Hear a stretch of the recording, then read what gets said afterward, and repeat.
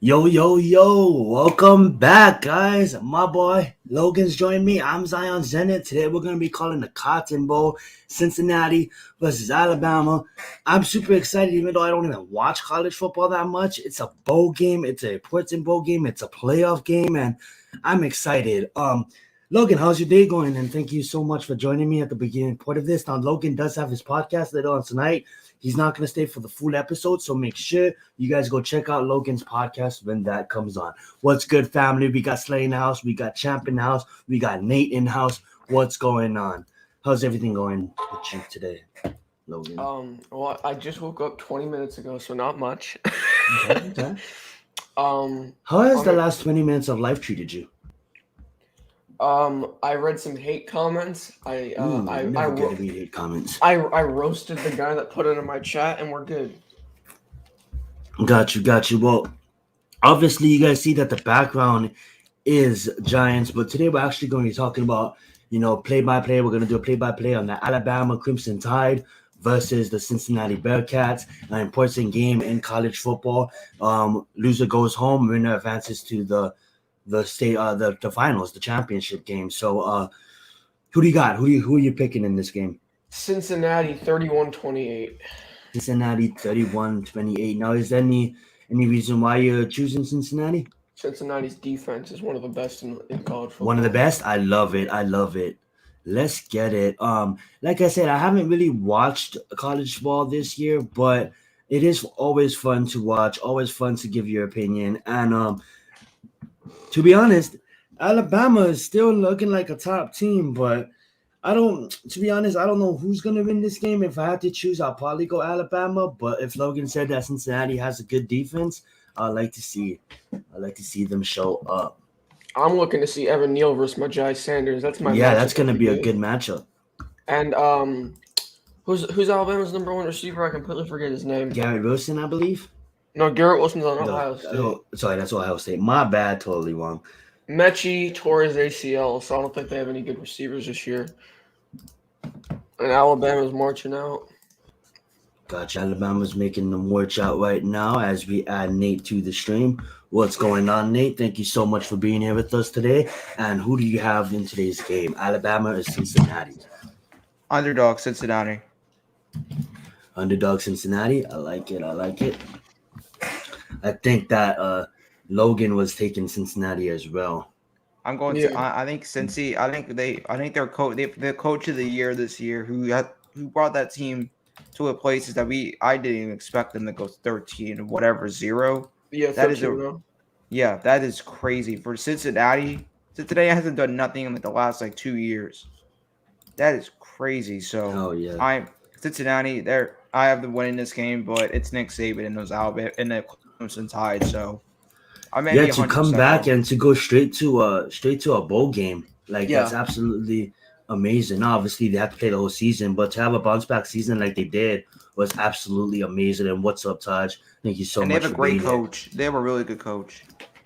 They do. Now, I think I'm behind you guys right now. They're taking center field. They're waiting for the coin flip. Yeah.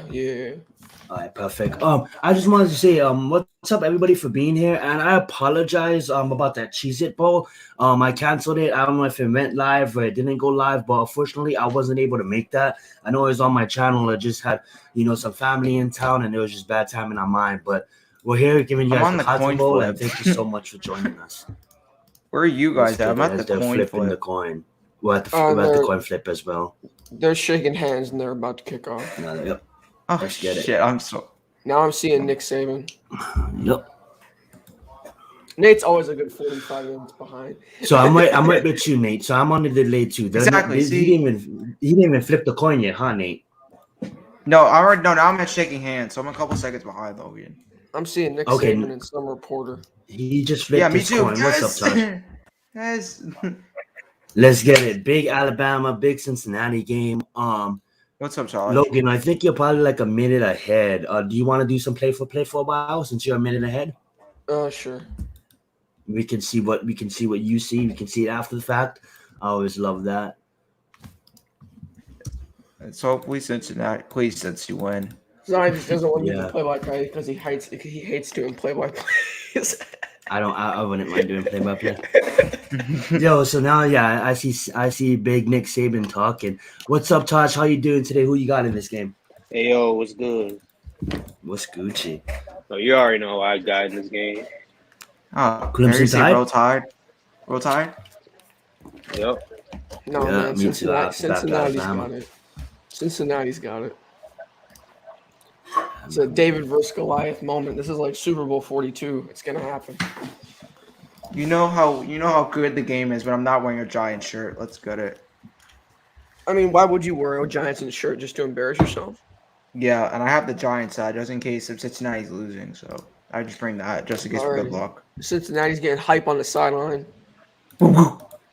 Don't. Please no.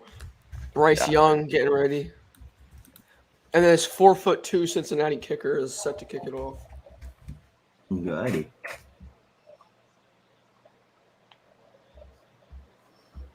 Jameson Williams. Yep, Jason Williams set to return. All right.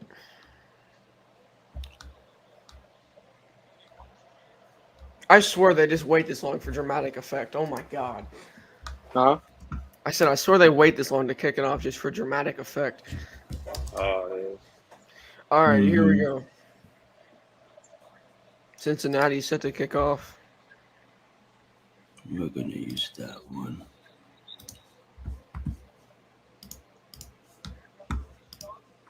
And the kick is away, and Williams is set to return. It's going to There be a you go. touchback out of the back of the end zone. Alabama will start at the 25. Alabama gets ball at the 25. Bryce Young, 2021 Heisman Trophy winner. 28 passing touchdowns.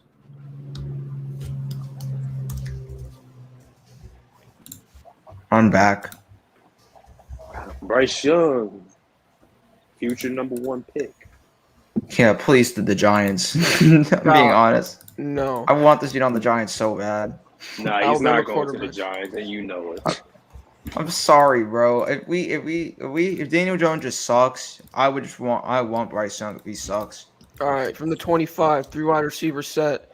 Tight end I in don't know, motion to man. the left John side. Mayer, man. I'm telling One you. running back. Takes a John snap. Hands off to the running back. 5-yard pickup to the 30. Everybody keep an eye on Evan Neal and Myjai Sanders. Evan Neal. Mm-hmm. Evan Neal, Marjay Sanders. One of my personal favorites. Out of the shotgun, hands off to the running back right side, and he is a yard We short of the would first Wait, down. is Sauce Gardner on their team? We would really Yes. have to. Sauce, yeah, I'm gonna watch Sauce too at cornerback. Yep. Let's get it. His name's Ahmad. The Sauce. Brian Robinson. Man. Chill. Alrighty, here we go. Damn, Evan Neal just got fallen on Another his running ass. back, I'm gonna go Young in the down. shotgun. Hand off to the running back left side, and he gets a first down and more up to the 40. Come on, Cincinnati. You're 13-0 for a reason. Brian Robinson's another guy.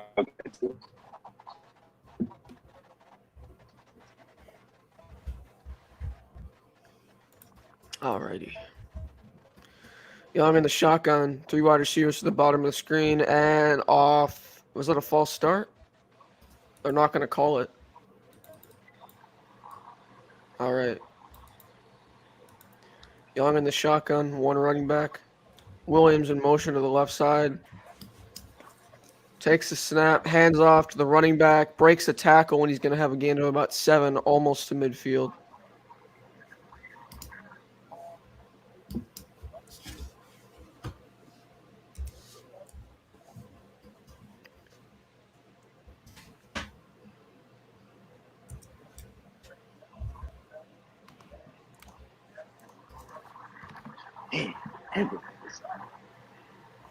Alrighty, here we go. Young in the shotgun. Diamond formation to the left. 3 to the top, 1 to the bottom. Takes a snap. Looking. Rolls out right. Looking downfield. Breaks a sack. Look at Evan Looking. Neal, man. My goodness. And he gets a pickup of about 2. Oh wait, what's your timestamp? I'm seeing a replay of the play right now. Okay.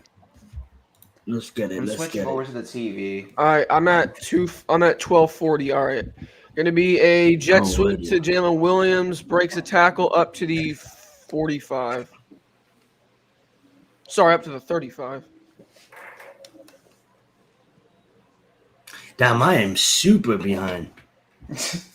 What do I you mean, guys that's see, super. Nate and Taj? I'm going to the TV. I'm switching over to the TV. Oh, I'm because at my thing is second so slow. down. I'm at second down and 12 minutes left. Young hands off to the running back, and he's gonna get Keep about a on calling it, 9-yard Logan. Good pickup. stuff. 2nd and 1. And Brian, man, I'm telling you, man, Brian Robinson, that dude he's a bruiser. Yeah. Mm-hmm. All right, we got 3 wide receivers. Young takes a snap, hands off to Robinson up to the 18-yard line. First down, Alabama. Brian Robinson is a bruiser. Come on, Cincinnati. That's Brandon Jacobs. What's your guys' timestamps? 11:50. That's Brandon Oh, Jacobs. shit. That's right there. So Well, I'm like 20 seconds behind you guys. Wow. All right, Young in the shotgun. We got 2 running backs in the backfield, 2 wide receivers. Takes a snap. Oh, and that's going to be an offsides on the defense. He just pushed over the center. he just pushed him. Come on, Cincy. Fundamentals. Eat to the fundamentals. Yeah, whenever the Or like- Giants try fundamentals, does it generally Or work whatever out? Joe Judge says, give it to the fundamentals. I need that. That center's just on the fucking ground, bro. That man was just sitting there. All right, 1st and 5 from about the 15.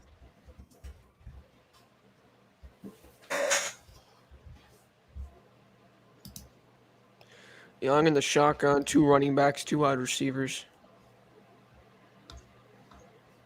Calling out signals, changing the play at the line.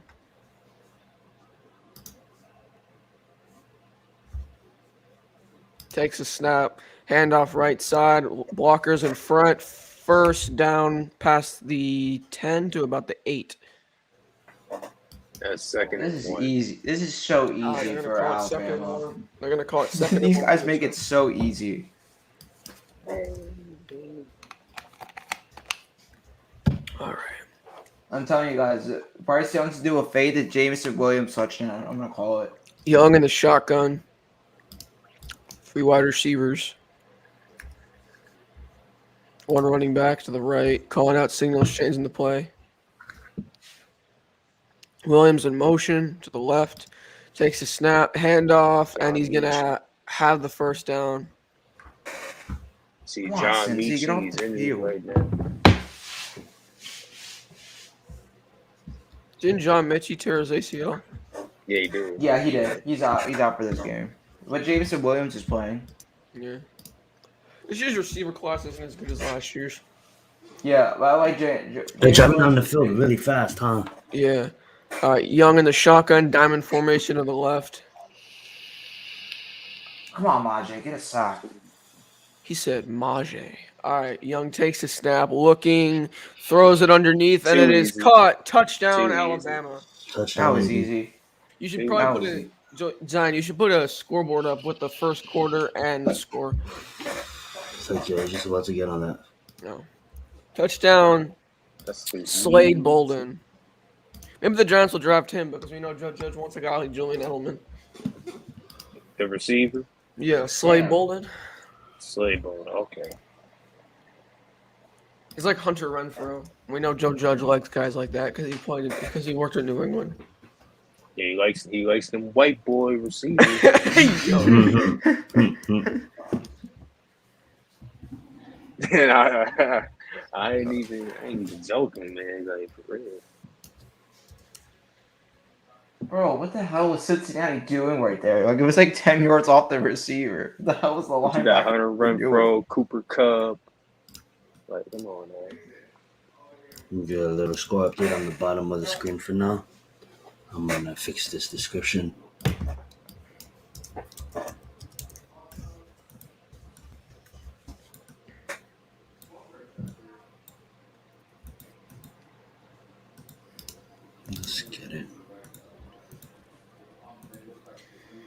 Oh God, I'm tired as hell.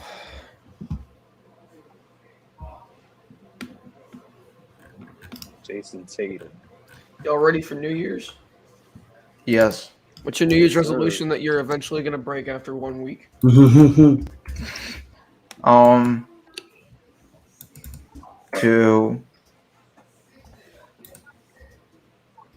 Yeah, hit what a is your home New run Year's next. resolution? They hit a home run in baseball next season. To hit a home run? I like it. Because I have no power. Shit. I'm like the skinniest person you'll ever be. It's all good. I need New Year's resolution to be put some muscle on. Yeah, I'm kind of skinny, but I'm Maybe only that- like that- 160. I weigh like 130 something. Right now, I just have no muscle. Like if anybody wants to call in, we're just hanging out, calling the Cotton Bowl today. I just Alabama got versus some Cincinnati spatting. versus Alabama. Alabama just drove down the field nice and fast and scored. I'm a little bit delayed, gang, so I'm having the gang call the game for me, Pat. and I'm just giving you guys updates as we go along. And thank you so much for joining us today. He said Yeah, it was Cincinnati good. versus Alabama versus Cincinnati.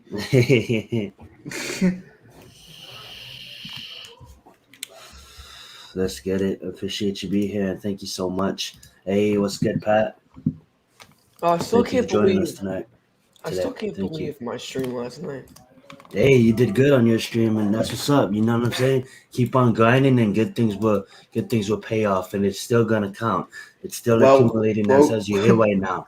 It's still I'm telling you, accumulating. Rogan, people just go Let's on get that it. because they. I'm telling you, bro, if you just don't put play by play, I'm telling you, bro, the views go crazy. Yeah, I had 20 people like, why are you not showing the game? I'm like, it's a live play-by-play. Do you not have brain cells? And I was like, Let's oh get shit, it. I forgot to put play by Right now, play. I'm still on a commercial break, guys, but the game will resume here shortly, and Logan is doing a great job. Is calling the game for us, and let's all give Logan a golf clap. No. No. Great shit, Logan. You can go find Logan. I'm gonna plug his channel down below, and you guys can go plug. Yeah, I'm gonna plug all everybody's channels down below, and you can go find all these great content creators. I'm gonna text Jada real quick. 5:30. We're going to be on it for like an hour or something. All right, Alabama's kicking it off, and it's gonna be Desmond Ritter. a touchback. All right, see what Desmond has. Desmond Ritter. Desmond. Only FBS offer out of high school was Cincinnati. 43 career wins as a starter, third most in FBS history. Projected first-round pick in 2022 NFL draft per Mel Kiper. No, Mel Kiper, the smartest guy in football. Kidding. Make sure you guys go sub up to the LGZ Productions. Thank you. All right, Ritter in the shotgun. 2 wide receivers, 1 tight end. Takes the snap, looking, throws underneath to his running back, high pass, but he hauled it into the 35-yard pickup. Jerome Ford and Al Pierce. Those are the guys we should This be is looking at. hell of a Cincinnati team, but like I don't know if they could compete with Alabama, but I took them and I'm gonna stick with it. Yeah. They have the receivers to do it. They can compete with the receivers. They will just get stuffed up front. I mean, receivers don't really matter. In this game, with Desmond Ritter, yes. So Taj, can you just mention some players? Maybe people don't know who's playing today in this game. Who's players that we should be watching today in this game? Right now for Cincinnati, you should be looking at Jerome Ford and Al Pierce, because I think those are the guys that are going to be coming out in next year's draft. I love it. And 3rd and 1. we should also be looking at Evan Neal. Evan Neal, yes. Evan Neal, Jameson Williams, and I'm not sure if Brian Robinson comes out this year, but I think he does. And it's Sanders for the edge rusher. Yeah, Majay Sanders from Cincinnati. Standard. I like And if First we go down, cornerback, Cincinnati. and we can work at Sauce too. Sauce is a good cornerback. Sauce is gonna be a top 10 pick. And All looks right. like champ arrived. Ritter in the shotgun, 2 wide receivers, 1 running back, calling out signals, identifying the mic. Oh man, I'm so behind. I'm at 8:55. Takes the snap, hands off to Ford, and he's pushing for a first. Oh my God, he's still running for a first down. Nice. I like that effort. That nice effort, you know, not give up and keep on going. Damn, that dude's tall. He on was the outside. churning his damn legs like Saquon Barkley in his prime. Damn. Should also be looking at Desmond Ritter Cotton as Bowl brought to well. you by Goodyear. For all the teams that want a quarterback, go look at Desmond. Look at that lineup on that push, man. Right. That was From the 49. I think I'm about to see that play right now, guys. Ritter in the He'll call shotgun, it, yep. 2 wide receivers. Calling out signals, takes a snap, looking middle right, throws, and it is good effort but incomplete to his receiver. Yeah, we can just rewind the play. I just seen that one play. That was a nice push from the offensive line, like you guys said, and nice first down. Nice way to get yards. That's how you won the ball. Good job by Cincinnati driving down the field. No, Jen, you guys slaughtered us last night.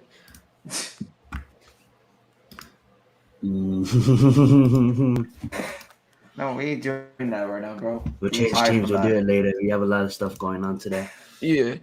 No, I can't be young. Ritter in the shotgun, Stuff. hands off to the running back, and he is going to have a first down up to the 50. What's the running back's name? If you don't know, it's all good. Jerome Ford. Jerome Ford out Cincinnati. to the 50. Well, that was his backup, but Jerome Ford. Once again, big guy. Cotton Bowl brought to you by Goodyear. Make sure you guys go get your Goodyear tires if that's what you want. Jerome Ford is such a good name for a bruising back. Damn. Mike Denbrock, offensive coordinator. What a name. All right, Ritter in the shotgun. 3 wide receivers, 1 running back, 1 tight end. Takes a snap. It's going to be a play action. Throws it to his receiver past the 40 to the 30, and he's tackled to the 30. First down. My guy got Daniel Jones. He tripped over nothing. But first down, Cincinnati. That's a great name for the offensive coordinator. I want that as our new offensive coordinator. I'm kidding. Oh, I want Mike. Mike is the new offensive coordinator. I can't say your last name. Denbrock. Yeah, Denbrock. Yeah. But no, I actually want Joe Brady. All right, That's Ritter. I want. Hell no. I want Joe Brady so bad. All right, Ritter in the shotgun, 4 wide receiver set. Man in motion, takes the snap, play action to Ford, and it's going to be batted down and complete by the defensive lineman. Pause. Ooh, nice run. I just seen that long run by number 8. Batted down by Branch. He got up there. That's Michael Jordan. Get some help. I'm gonna go watch that. I don't mind being delayed because I can go and I can actually see what really went down. You know what I'm saying? Yep. Is there some Alabama defenders we should be looking at? Not really. Henry 202, number 10 middle linebacker. Henry All right. Tua. that's Ritter another in the shotgun. linebacker that's coming out this year too. Oh, and Christian Harris, right? Christian. Oh, that was a beautiful bat down. I Throws love it, and it. it's going to be taken to the 10 to the 8-yard line. First down, Cincinnati. Let's go, Cincy! Good job, Cincinnati. So They we got got cats. 2 Alabama rooters in here, and we got 2 Cincinnati rooters in here, and they're on the same side. The Bearcats, baby. Bearcats. Crimson Hold Tide. on, bro. who you rooting for? I'm going with Alabama, bro. Sorry, Cincinnati. Get Alabama. It's roll tide. Alabama, bro. They're in it every year. God. Bro. We want to see something new, man. Cincinnati, I think we got a chance. They've been out of this thing for like the last 15 years.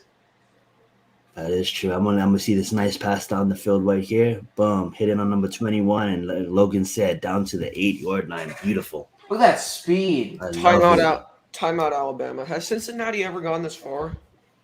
No, I don't think they ever made a. No. Yeah, I don't think they No. ever got a. And Do you guys know why they took a turn? Was it players they brought in? Was it a new coach that they brought in, or was it Players just they everything brought in. connected? yeah, they have their rosters. different players that they brought in. Yeah, They have Oh yeah. they have like Mhm. over 4 possible first round picks this year. yeah, that's awesome. And And Desmond and their quarterback is good as well in college. He's And aren't been they the really only quarterback is true good. That's undefeated good. team left? yes. Yeah, they might be, huh? Yeah, they're the wait. No, Michigan lost the game. Yeah, they're the only Mhm. undefeated team. Only undefeated team. And if Way they to go win for this, the they go to fans, having a yeah. having a team to root for. And all those people who signed to Cincinnati and it wasn't expecting them to be in a bowl game, and And now their look at coach all the too. They have a fans really good going coach nuts. too. All happy. I love it. And I think the recruiting process because their coach is really highly regarded. He's a really high regarded coach too. So that's probably why they got all those players because of the coach. Mhm. I just think also too. I like your guys' underdog pick. I like the guys that you guys are going Cincinnati. I wouldn't be mad if Cincinnati wins this game, but I just think that Alabama, just being in the bowl games, having my experience, obviously Alabama's Cincinnati Alabama. looks like that's not even fading them. They're driving down the field really fast. But I just feel like when it comes down to crunch time, Nick Saban's team will be more ready. But hey, Yeah, Nick Saban Cincinnati's will always showing up. You know what I'm saying? They Right. score right here. I'll let you It's go, gonna be a Taj. My competitive bad. game. Yeah, Nick Go, Lloyd. Saban will always be ready for those moments. Mm-hmm. Right now, it looks like it's going to be an extremely high-scoring game. Yeah. Mm-hmm. And if I'm talking over the play, Logan, just cut me off and do the play-by-play. Oh, I got you.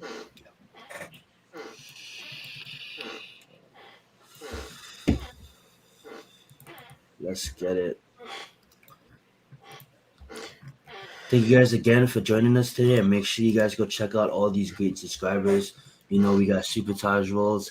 Easy. All you guys need to do is click on that link, sub up to that channel, turn on that notification bell, and same goes for Nate Talk Sports and Logan's Giant. So thank you so much, guys, for joining me today and helping me out with the stream. Let me get my mic closer. Oh, did you guys hear what happened with the number one recruit out of high school? He was decided to go to Jackson State. That's a very good decision. Yeah. Ooh, I like it. He's a corner. Why not get coached by the Didn't best we corner of all time?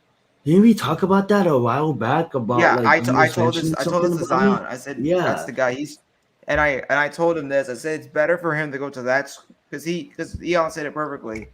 Not a lot of Mhm. people who are African American, they don't really get the opportunity to go to a black college school. That's what he said. Mhm. He wants more of those. The top colleges, they always get like the good prospects, whatever. But So is he that said is that it's a is that JUCO homies school. still? Ritter in the Is that homies team? shotgun, looking, throws, and It's it is batted down. Dion's team. It's Sanders' team, huh? Yep. Yeah, Dion. That school's been coming back. They had like a good season this season, so Mm. they're gonna get a lot of That's good JUCO, prospects in huh? the future. Man, if he would Yeah, have No, hit it's that, Division One. Not JUCO.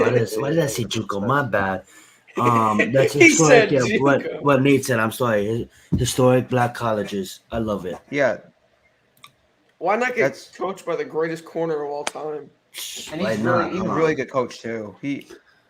That dude's a All screamer. right. That dude used to scream. He screams every game. You little bitch. All right, Ritter in the shotgun, 4 wide receivers, 1 running back to the right, takes a snap, looking middle right, throws, and it is batted down, incomplete, almost caught, but he couldn't hang on. Hey, I'm aligned with you guys. I'm at 544.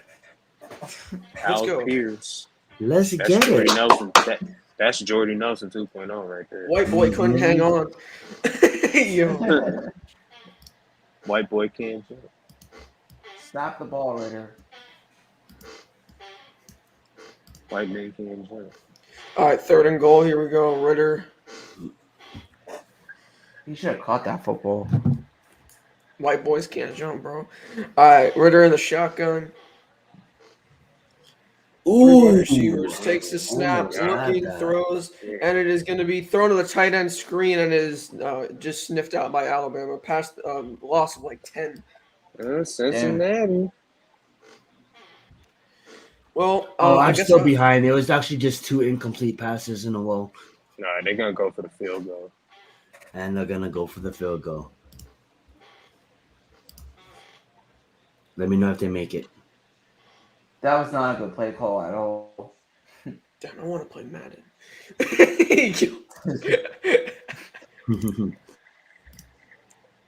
Well, we have a stream in an hour and 26 minutes. All right, the field goal is good. Cincinnati puts 3 points on the board. Cincinnati got 3. Love it. All Yeah, right. they may score more. Yeah, both teams probably are going to score more points than we've have done the whole season. Yo, this girl's forehead in the stands is bigger than the United Really States. high scoring.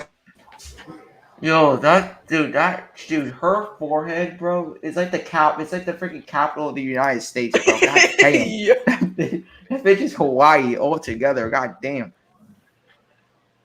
Zion, you're cutting out a little bit. Your computer's glitching. Shit. Mm. Why does everyone Yeah, in it that is crowd have glitching big a little bit, but foreheads? I'm gonna just mute, turn off my camera fast, and you guys are doing an excellent job, and I thank you. Sad that we're gonna lose you guys in an hour and 10 minutes, but it's all good.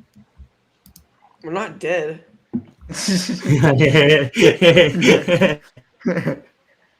Send your final prayers to us in an hour 20 minutes.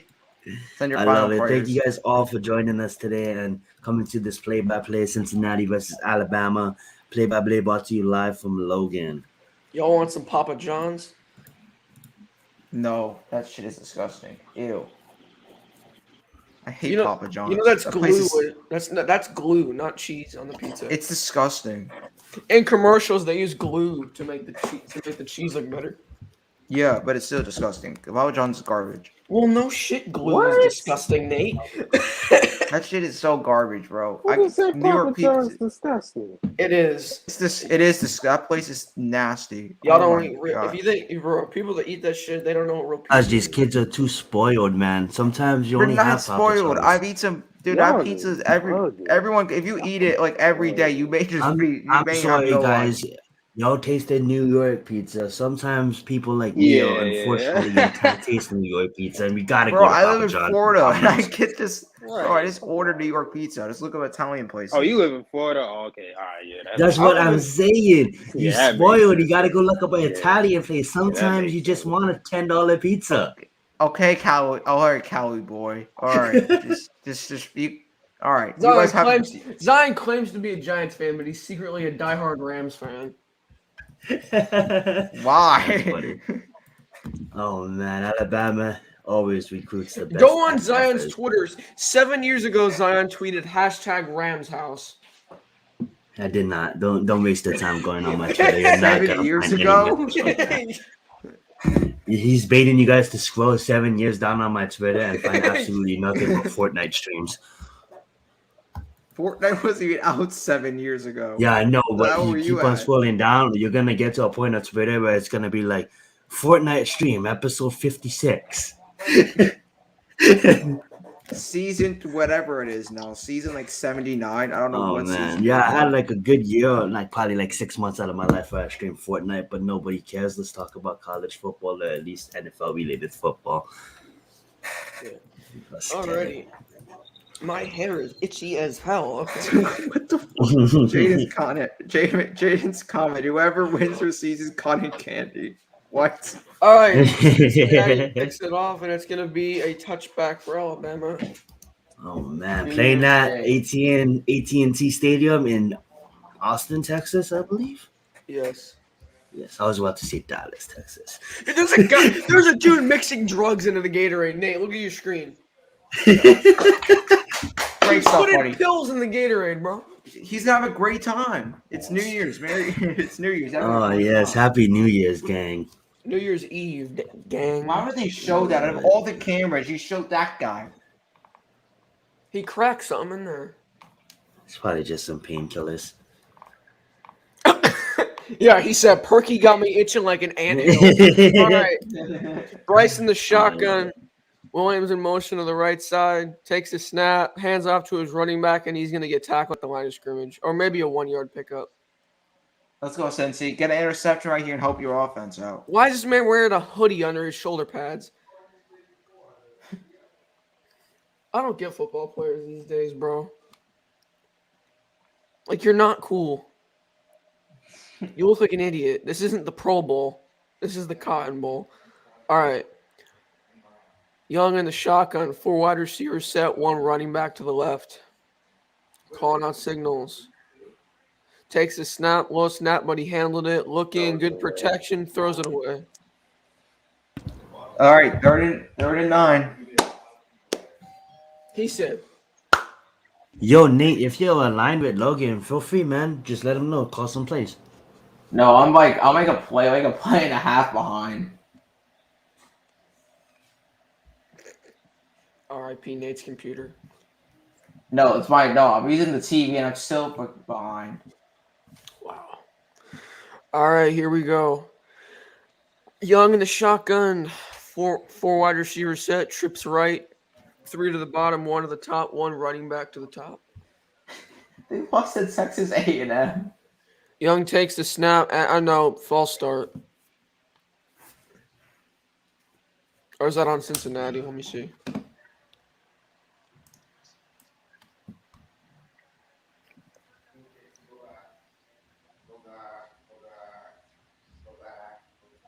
All right, that's going to be false start on Alabama. I know, offside on Cincinnati. Damn, that's on Sanders. Yeah, that's on Majai Sanders. Dude, Sanders was trying to get a sack, bro. That man was. And he would have had it, too, if you waited a little bit. Dude's speed's insane, though. We need to put Zion on edge rusher for the Giants. All right, white boy in motion to the right. Young in the shotgun. Diamond formation to the right. 3 to the bottom, 1 to the top. Takes the snap. 3rd and 4. Looking downfield. Throws it underneath. And it's caught by white boy to the 50-yard line. First down. Attaboy, white boy. Attaboy. And I could say that because I'm white. Stream went silent. Yes, you can. You are white. It's all good. Let's get it. It got canceled. I got canceled. Damn, Cincinnati was bringing the house there. Gee. Pause.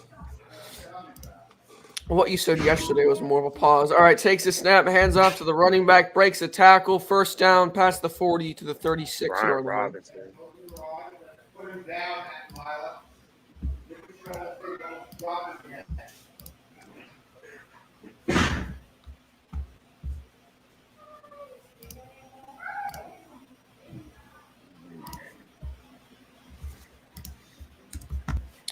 All right, Young in the shotgun, 3 wide receivers, 2 to the top, 1 to the bottom.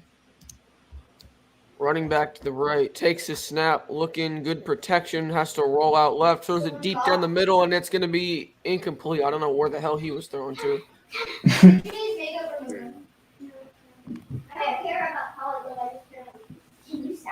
Who said I don't care about holly bread? Sit. Alrighty. What's your guys' timestamp looking at? 3:19. 3:19. I'm at 3:55. 3:19. Jesus. Damn, 355. Damn. All right, Young in the shotgun, 2 running backs, 2 wide receivers.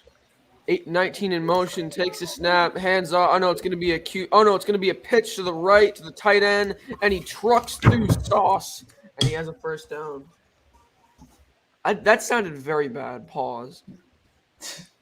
But there's a flag on the field.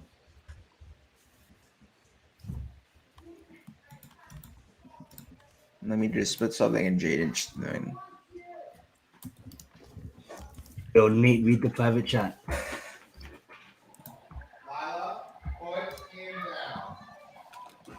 Okay.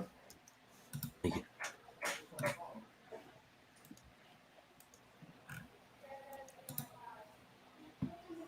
I just ripped something off my face. All right, illegal forward pass on Bryce Young.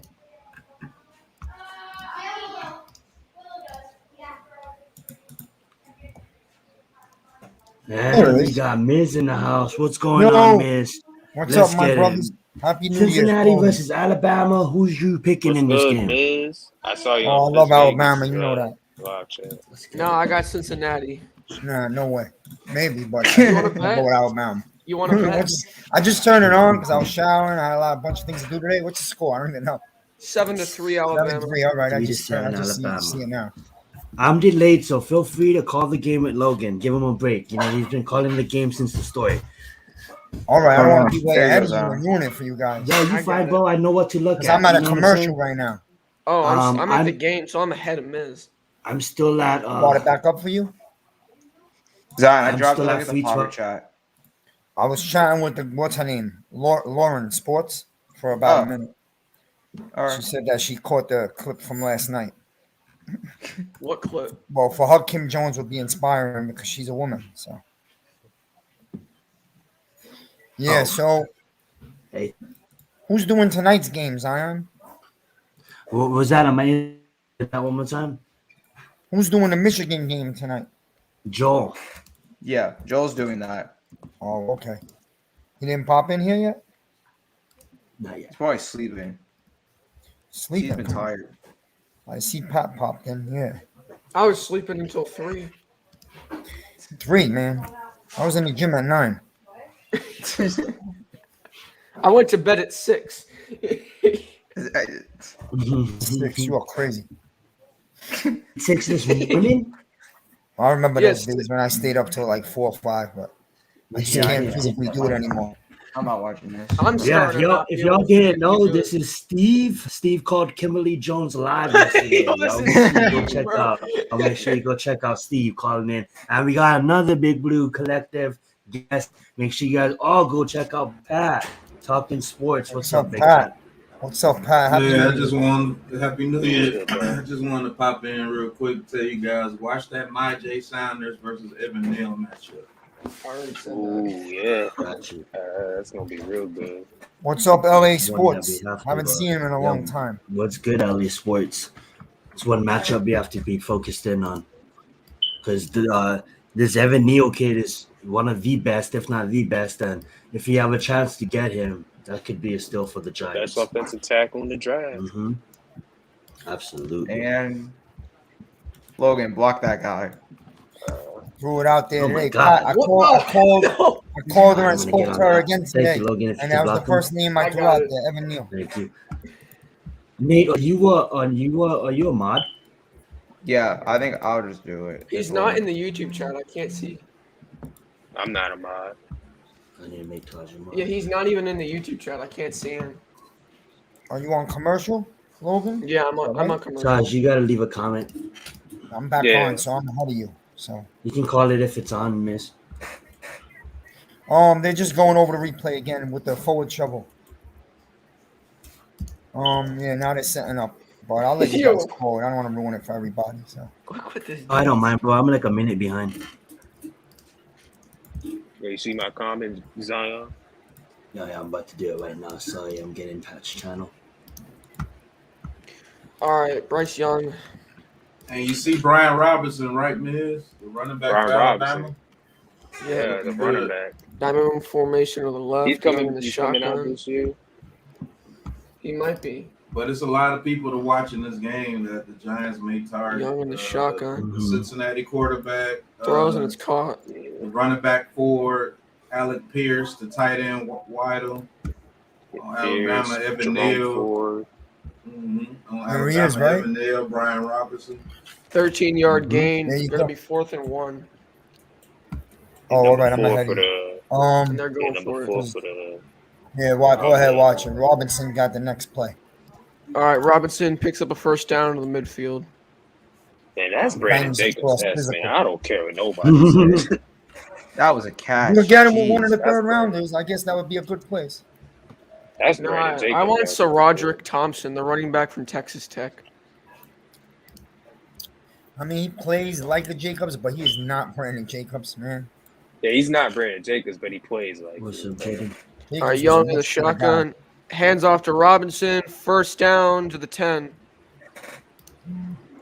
Brandon Jacobs was big and fast. Yeah, Jacobs was a linebacker body, bigger. Defensive end body. Yeah, I'm watching Neal, man, because I'm really That man crazy wanted about to come Evan Neal. back in I'm the not gonna lie. NFL. Yeah, Bama's pounding the rock right now. All right, Young in the shotgun. 3 Now, wide and one receiver. thing that's concerned about Evan Neal is his weight. I think he's like 360, weight. 370. Lack of athleticism. Nah, it's just his weight. He got athleticism out of this world to be that big. Yeah, So what do you He's think he has to gotta drop take down. off, Pat? drop down Huh? really well. How much you think he has to take off? Alrighty. They probably gonna want him to lose 15 to 20 pounds. What's your guys' timestamp? 122. 106. I'm at 140. 106 and I'm at counting. 1 minute. I'm way behind. I'm right at with 1 you, minute Pat. left. Right here, Pat. No, I'm like, That's why I'm not Right calling here it. with you, Pat. So, Young in Yeah, the Logan, shotgun. call it if you're ahead. nah, I'm Moose, not I gonna don't do that mind. because it's gonna It ruin gives the me game for Pat and you, well, Zion. I'm gonna do it. 3 wide receivers. for me. I just want to. I can look at what particularly Takes a happened, snap, and I can look at looking. different players. You know, Rolls out that's why right I and don't really mind. he's sacked. Dang, he just threw him. He just threw him. I care when it comes to the NFL, but when it comes to college, it helps me out because it kind of I can look at what to watch for. No, it wasn't. No, it wasn't. I got Billy downstairs yelling face mask. No, it's not a face mask. No, it wasn't. He said He's a big it looked guy. like a face mask. No, he grabbed him by his shoulder pad. I was shoulder. Yeah, I just yeah, seen it that. looked like as it, soon but it as was you a guys said shoulder. that. It's clean. Mhm. All right, 3rd and goal from the 15. Yo, Pat, if you go to the private chat and you click on that link, that speeded it up for me by at least 30 seconds. Young in the Hey, shotgun. this kid Young is smooth, man. Pause. Calling out signals. Takes the snap. He's looking. I don't see anything in the private chat. And Oh, he's shit. to the 4-yard line. Going to be 4th and I got goal you. from about the 4. He has to put a little bit of weight on because he's very small. But He's the It's Devontae from Smith it's from of Nate. quarterbacks. Did you get the one from Nate? I can send it to you on Twitter. I Everybody. don't see anything in the private chat. Interesting. Well, that's because people that just come in don't get to see the previous messages in StreamYard. Oh, okay, I'll just do this then. Thank you, Nate. Thank you, Logan. I didn't know that. leave it, I'll take it out. That works, right? Yeah. All right, I'm gonna take a little break from play-by-play. Oh yeah, go right ahead. Go right ahead. Nate, you Good want to looks take for the over? wrench. Taj, you want to take over? Logan got a muscle milk. Hey, Zion, good looks for the wrench, bro. Oh yeah, absolutely, bro. Well deserved, Taj. You're the homie. It helps all of us out. You know, the more mods, the better, and especially if the mods is a part of the Big Blue community, that makes it even better.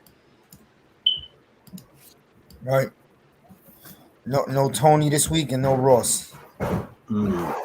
What else? This season's And a lot of man. fans. That wasn't even last. I ain't even- I'm such A lot a of fans in New York bad called the Giants radio fan. today. Speaking to Kim Jones, she's back on there. A lot of fans expressing that they didn't want Barkley to play because they're afraid that with nobody really playing behind this line at the place where he got hurt last year, they're afraid of the same thing. You can't really think that way, but you know. I don't even care about people the are worried season about it. anymore. I'm be honest with you, man. I think I got- Booker will get a lot of the load tomorrow. Sunday. Pause. Bro, why is Trevor? Yo, it's not a good look to be in a Subway commercial, Trevor. I don't want to do that after that guy Jared. That man, sunshine. He said sunshine. Oh, Buko's gonna come in. Buko's in love with Evan Neal. Nice. Well, tell him he's not getting him. Shit, he should be getting in love with Kyle Hamilton. Yeah, get in love with a safety. He's He ours. doesn't want the safeties, but I don't know. He's not the boss, obviously. Yo. I'm gonna send him the link right now. One of my videos, someone's like, "Fire your GM." I'm like, "How am I supposed to fire Dave Gettleman? I have no power."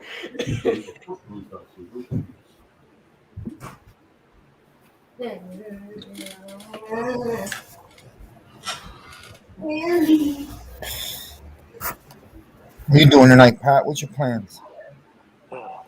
I was gonna do the game with Joe. All right. Yeah, I'll be Doing a popping in. Michigan game. I don't get into all that crazy stuff just because. Yeah, me neither. Stay home and have a good time at home. I like Georgia tonight. My own. There he is, Buko. New Year's is Ian such a chat. weird thing. You're like, let's celebrate getting I older see. and dying. Zion, you're muted. New Year's. Zion, you are muted. It's the same every year. Thank you, Logan. Hey, what's up, Buko? Thank you so much for joining us today. And I just wanted to say shout out to Miz again one more time. He does a great job, no matter who's live, on getting everybody together and making sure that everybody tunes in and spreading the message. So shout out to Steve. Thank you so much. Shout out to Steve. She's like, Steve, this is the best call. I told I've Steve heard." next time at the end, before he hangs up, give his channel a plug. I was gonna do it. I was Again, doing it you today, can but I find just me couldn't at the do it. Miz on YouTube. Nah, because I don't want to get in trouble. I don't know Me if and my that's a movement. guy. the Corey EBT. says I'm good, but whatever. Make sure you guys It wasn't please about that, sub man. up. Sub It up wasn't to all about the that. great It's content about this. creators on stream.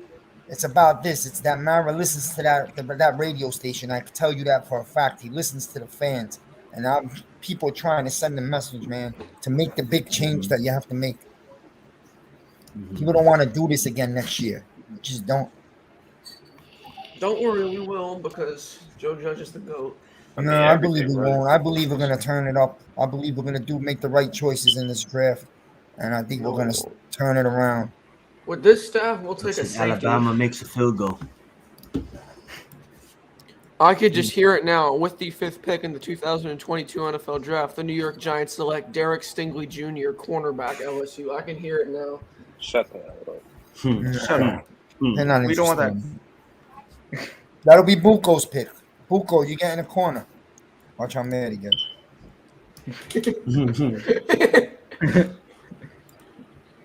Never gonna forget. It's such a waste if they own it, especially picking that high. When Buko was talking about Super Bowls, Miz like, you wouldn't know anything about championships. That's not roast Buko. He came and supported us. Nah, Buko's good. Buko's real good, really good with this.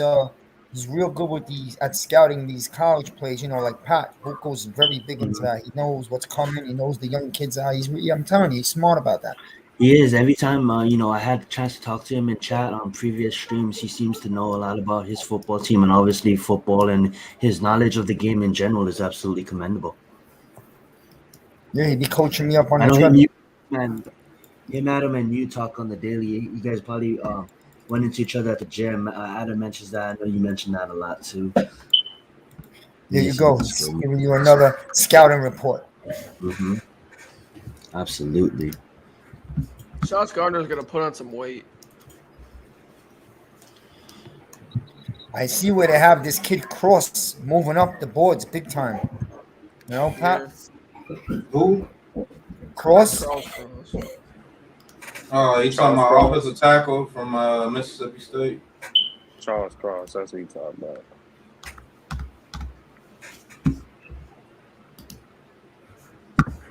Yeah, he's moving up.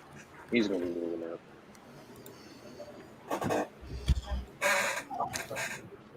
I'll tell you what, man. I hate to say this, but I'd rather not win Sunday. I know I hate saying that, man, but I just feel like if the Bears win, if we lose, at least we guaranteed to stay where we are, which is 5. Mm-hmm. He gotta lose out. Absolutely, and I think the last if we win, the we're last gonna end up with 2 in-depth picks closer to 10. That's not good. Yeah, I think the last in-depth conversation I had with Pat, we was going over the fact about about form storytelling and the fact about the winning. And as a Giants fans, of course, we all want to see the victory. But Pat brought it up, and you bring it up again. I think the best thing for the Giants is to lose out because we get a better pick. And Jake Fromm is as sad as that is, saying that could probably happen. We could probably lose out. That Bears pick still gonna be top 10, man.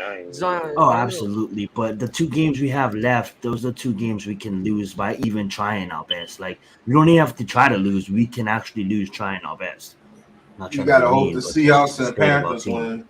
Yeah, we have to pray for the Seahawks. Exactly. Hey, what's up, Adam? Adam's in the room. Seahawks should have no business losing to the Bears today.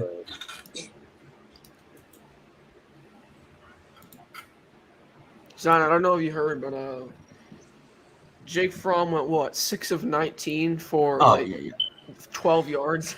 Yeah, that's why I made that comment. I said, thank you, next. Thank you for him, next. I'm not to be mean, but I said, sorry, not sorry. You know what I'm saying? Like, I'll be right back, guys. But this game might start getting out of hand in a second. Absolutely. Happy New Year to you, too, Adam. Roll Tide. I'm sticking with my pick. Cincinnati's going to come back. Come back, make it a really good game. So the Texans play the Niners. Looks like Cincinnati's punting on my screen. That's gonna be tough for the Texans, man, against the Niners. Bro, I can't take Texans this shit win anymore. and we lose, we move up. Somebody's pounding on Zion's door. Oh, yeah. Oh. The Bucks and the Jets. Oh my god. So that's Corey pounding on Zion's door.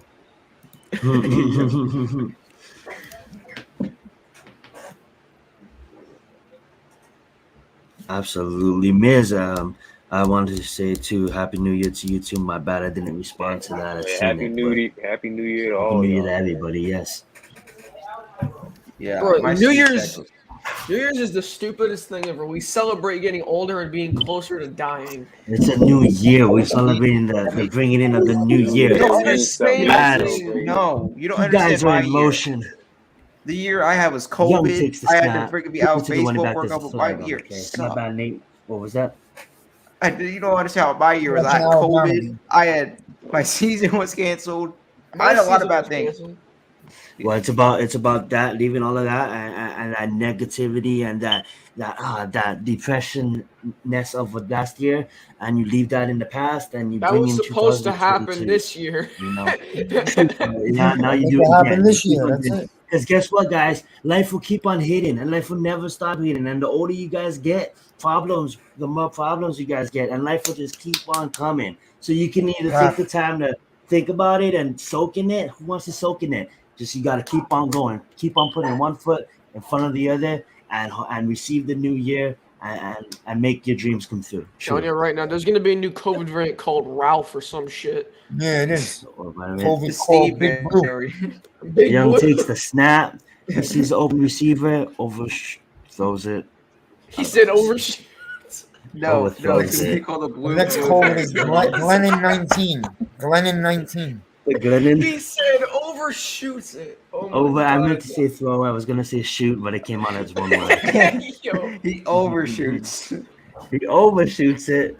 Shoots a little bit high, but This Bama O-line is a beast. Then he hit Nick Saban. And Overshoots it. shout out to Hitman. Heal up, Hitman. We're all praying for you. All wishing you the best. We're gonna recover soon. He's been dealing with a bad cold lately, so we want to wish him the best to recover. Hit squad. I'm sorry, hit squad. Hit squad. He knew what I was talking about. Hit. We only have one hit here, and that's hit squad. So shout out to hit squad, and we'll see you back on stream in no time. Let's get it. Go check up Hip Squad's video. I think he made a video about an hour and a half ago. Absolutely. Yeah. Yo, Nate, if you're a mod, can you get on this channel? I'll get it right here. Yo, Steve, do you want an edge rusher in free agency, or do you want to get one in the draft? That is so weird. I'll get one of those top 3 edge rushers is there at 5. We really got to think seriously about taking him. But I'm talking about the Purdue kid. What's his name? Kravitz or something? Karlaftis. Whatever, Karlaftis, whatever. Who cares? He can play the position. That's all that matters. He said he's sacked by crabs. But if Evan Neal does 4 to 5, then you got a serious decision to make. So. Yeah, man. Probably if Hutchinson is one of those. I mean, we're still paying the price for passing on Parsons, this beast. Okay, we're paying the price for it. We are. If one of those edge rushers are there, either Hutchinson or Thibodeau, I'd take Hutchinson in the heartbeat. He said I'm going to take RG3. Yo, why isn't RG3 announced his retirement yet? This is the go. Like, bro, you're calling games. We know you're retired. Just announce it already. That guy had a short career. Oh, yeah. One decent season and then done because of injuries. Pretty much Daniel Jones.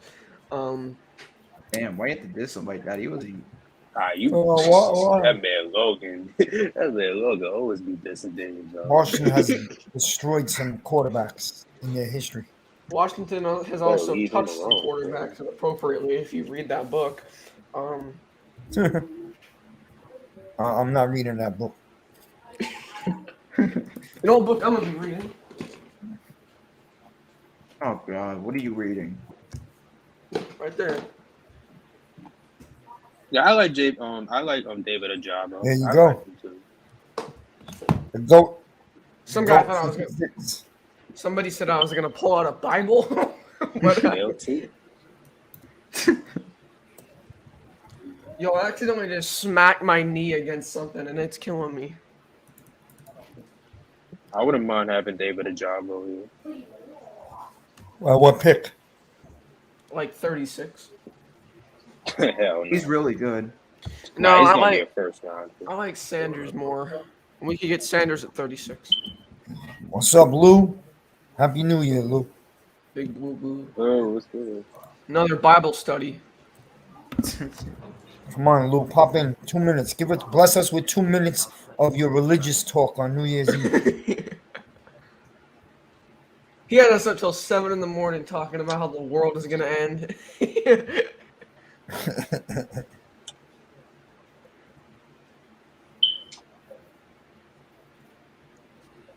It's gonna be the same shit every year, bro. Nothing's gonna change. We're gonna have another disease this year.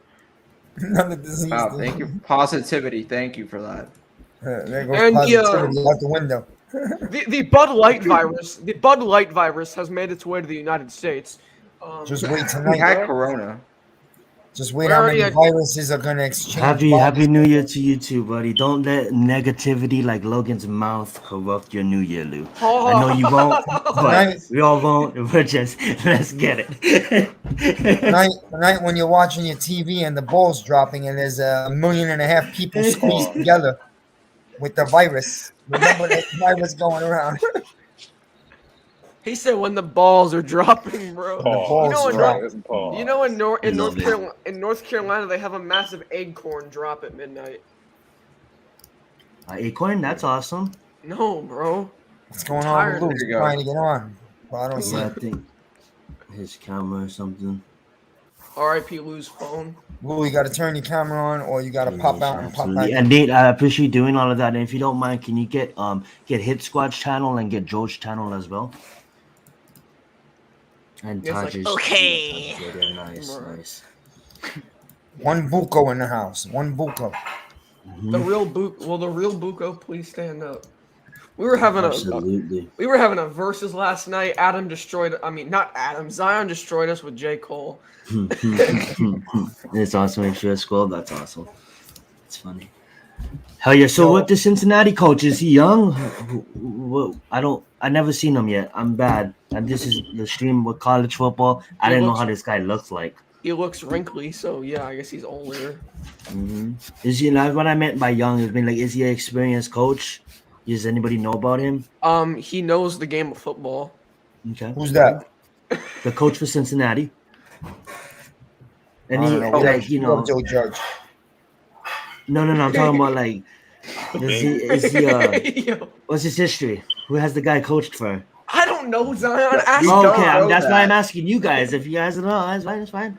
I'm all in the dark on that one then. Well, good job for making it. 13-0. That stands for something, and hopefully this could be one of many winning seasons. He looks wrinkly. One of many winning seasons. Hell yeah.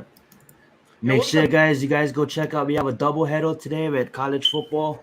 We're going to transfer over to Joe's channel after this one. We got the Orange game going on. And also, we got the Young Blue Crew podcast over on Jaden's channel. Jaden's first podcast on his channel. So you guys want to make sure you go check him out too.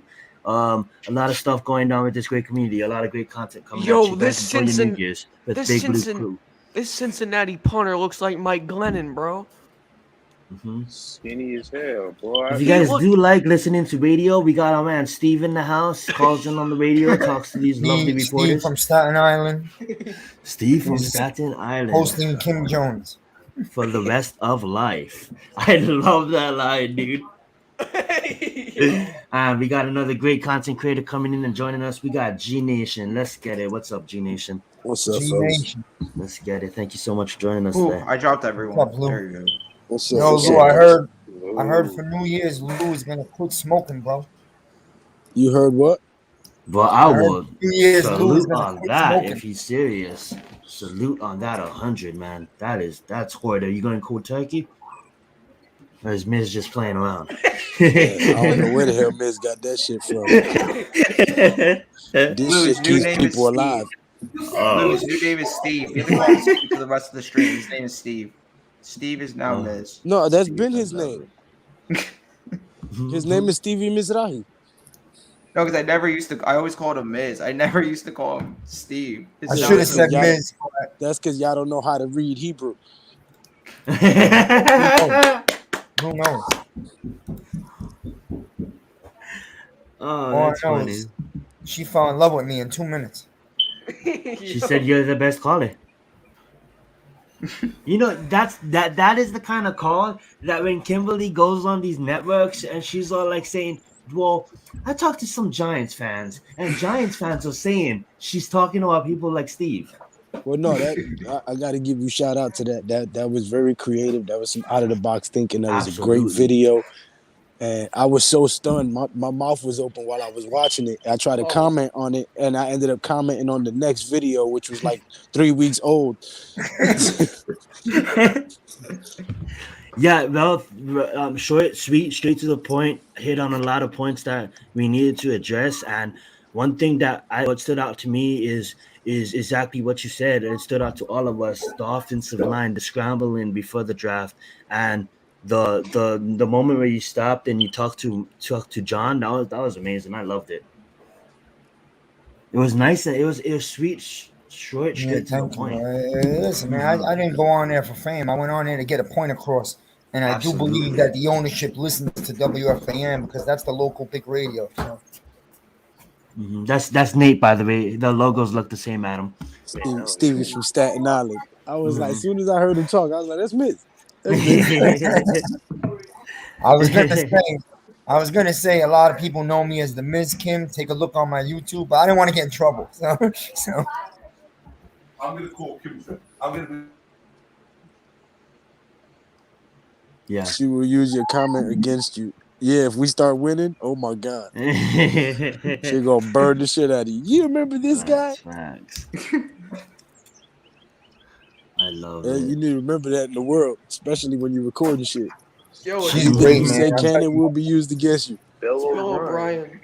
The radios have been dead here since Mike Francesa left. The ratings have gone down. Bill But let me O'Brien tell wouldn't you, be bad she for us, lit up. actually. She lit up the station this week. She's on right now, actually, 2 to 7 today. She's lit the station back to life with her football and her Giants talk. So Hell yeah. If you guys haven't figured it out yet, we are all Giants fans on this stream. And I thank you guys so much if you guys are joining us for this Cotton Bowl, as it shows Bill O'Brien. I know Logan just said that. That guy's terrible. But He's thank got God a- he recovered at Alabama. Bill O'Brien got a coochie in his chin. bleed Mhm. blue, Lou. Bleed blue. Bleed blue. That's right. I actually wouldn't mind having Bill Hey, O'Brien. I said it in Use the my thing comment with her. I against said me. this fan Oh, base gotcha, is bleeding. gotcha. Yeah. Nice tackle. It's kind of late. I don't know if you guys seen that already, but they tried to set up for a screen, it looked like, and Gardner hit him with a tackle. Gardner's down. I wanted to He's get to down the now? soda, but I didn't want to get stupid. I wanted to keep it serious and quick. So But I'm gonna pop off and stay in the chat. You know what I'm saying? And keep watching. But you going I on need to tonight? relax. Lou? Huh? No, I ain't Go doing relax, shit. bro. Go relax. I don't go out. No. I know I say, you- are you gonna You pop on for the Michigan game on Pat's channel or Joel? yeah, hop on with Joe's there maybe later. I know I'll you try. working, you're a hard worker, and when you get the time to, you got family and take the time No, to relax. it ain't that. I'm still under the weather. Oh, you still Yeah, I've been fucked up for like 3 weeks, bro. Shit, bro. Well, I appreciate you, coming. It's like and I feel showing good face, for a bro. couple days, and then And then it it comes goes back. back. And then it goes. Hey, This Lou. shit is crazy. Yeah, Hey Lou, I want you to feel better, and I I want got you. fucking B2K trying to kill me and shit. Omarion, fucking. I want whatever you're going through with your family to get better. real Yes, quick. absolutely. It will. That's facts. Regardless of the outcome, it'll be Mhm. God's will, and I'll deal with it that way and accept it because the Lord gives and the Lord takes away. You know what I'm That's saying? absolutely So, right. I Right. wishing you you know. nothing but the best, bro. And like Amen. Biz said, bless up, bro. You go take some Oh, time to heal up. always. We're Thank you. thinking of you, man. You're in I, our I prayers for sure. appreciate it, brother. I appreciate it, and I'll stay on the chat and keep the views and tell people to subscribe. But when I get better, I'm gonna come sneeze on them if they don't subscribe. That's right. If Let's y'all don't get it. subscribe to everybody on this damn panel, I'm gonna come and sneeze on your mail, your doorknob, your windows. No, let me stop. I think that's a federal offense. I retract everything I just said. Oh, that's funny. I love it. All And right, thanks so guys. much, bro. All right, Lou. Let's get it. Probably. Hell yeah. That's Let's G go on Nation. another commercial break. We got that's G Nation. Make sure you guys go check out his channel. It's an amazing channel. Great content creator. One G Nation under God. Amazing sports knowledge and Giants fan. And go check him out. Go sub up to G Nation. Let's get it. Bronx native. Let's Bronx get native. it. Yes. Bruh. Absolutely. Give me a little time. I'm gonna figure out how to pull Lauren into our crew. So What happened Shout out to Lauren what too, another great content creator. happened to the She other works person? and she gets her channel going, and her channel looks nice and amazing. Good knowledge. If you guys haven't known, she doesn't only break down her reactions of the Giants games. She also breaks down She's reactions not of in our big crew games yet, Zion. overall. It doesn't matter if she's not in a big you group. gotta She's a hear great one. content creator, and she Yeah, needs to yo, get she's promoted. doing great, man. She's doing She's great. doing great. Even the hub's not a part of a group, but you guys probably all know the hub. But if you didn't, go check out the hub if you're looking for another great content creator. Let's Whoa, get it. pause, man. He said go check out the hub. And Pat's joining us. Pat's back. What's up, Pat? Welcome back, Pat. Welcome, Pat. Welcome. I said welcome, Pat. I said welcome back. I meant to say that. Welcome, Pat. Let's get it. He's showing Jameson Williams the most touchdown in the FBS season with 15. Not number one on the list, but he's on the list. Oh man, Evan Neal just got killed. That's what's up. I know mid's like a full 3/4 ahead of us.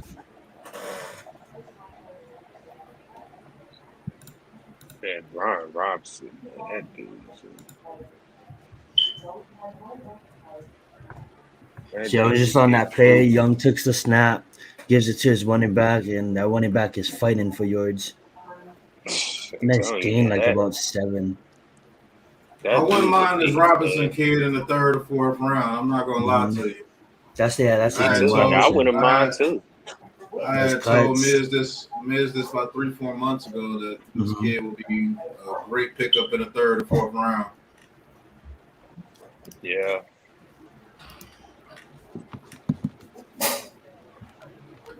That's a bruiser.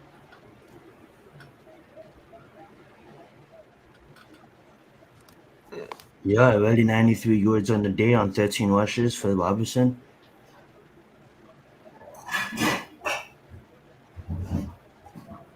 Yo, look at Bill O'Brien's face. Oh my god, that is a Young deep. takes the snap, wide receiver in motion, hands it back to another running back, number 6, and looks like he's gonna get stuffed, but gains about a yard after that. So probably about 3-yard gain in total. Bro, Bill O'Brien looks like Satan. Oh my god. As they show Robinson on the sideline, pumped up. And now we get the shot of the devil. My guy just got trucked. You're gonna see a really cool play soon. All right. Takes the snap. Touches it. Oh, yo. 1 for a game. He actually doesn't go down. He gets back up and he's running down to the 40, down to 30, pushes out of bounds. I just got to replay. His knee was down? His knee was down. R.I.P. So it looks like I gained about 3 or 2 yards, if that.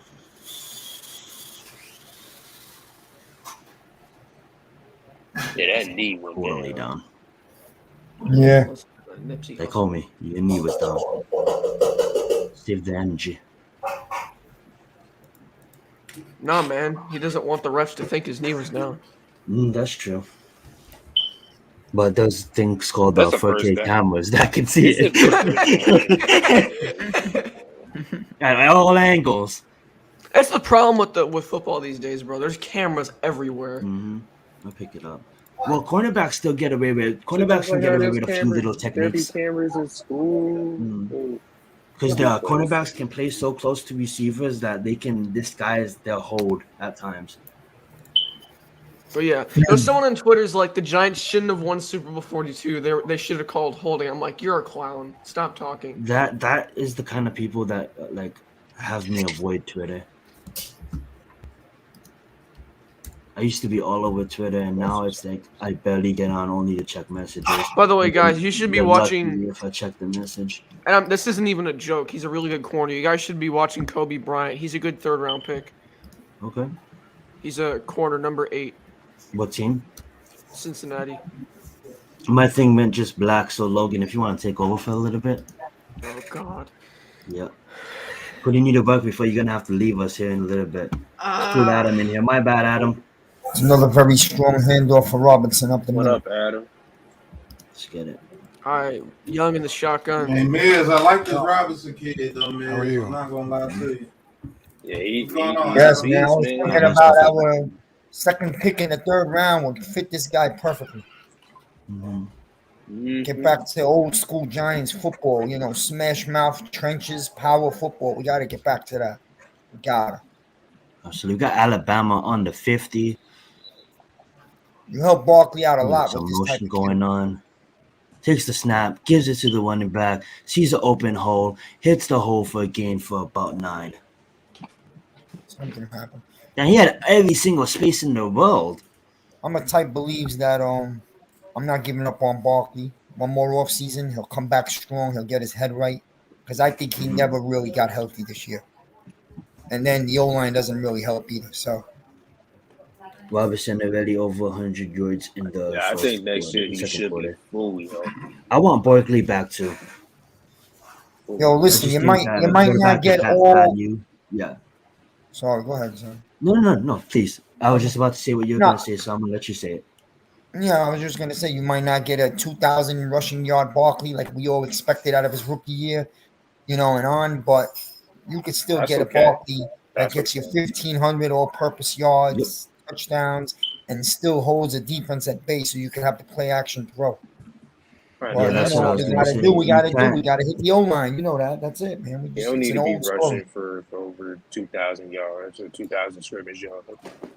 Hey, you bring in You a kid can't, like you can't get Robinson. someone at his and, what he's valued next year. You can't get someone at his value with a ceiling like him, because his ceiling, like we all know, he's not gonna. Who knows? But I don't think he's gonna run for over 2,000 yards or run for over 1,800 yards next season. But he could have run for 1,400. He could Yes, run for man. 1,500. He could block. He's a pretty good blocker. He ain't the best blocker, but he's pretty good, and he could go out there for 1,400. passes, you know what I'm saying? And at $7 million, $9 million is his range. What are we paying him next year? Like, what running back were you able to bring in and get that skill set?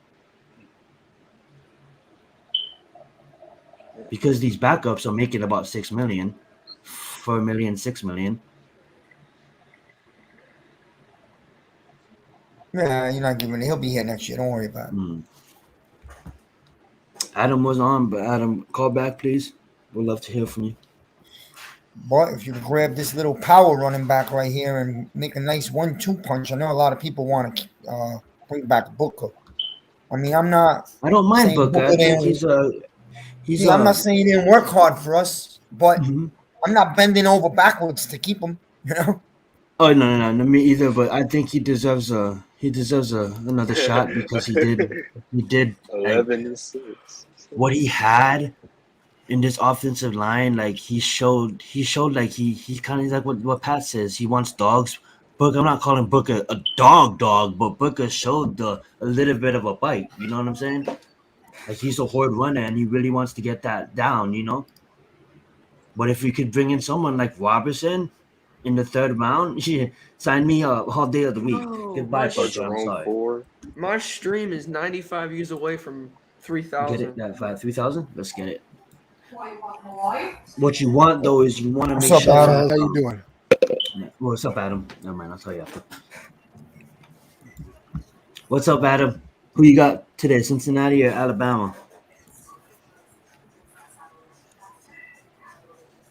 Steve from Staten Island getting a lot of airtime there. I think you should on FAN.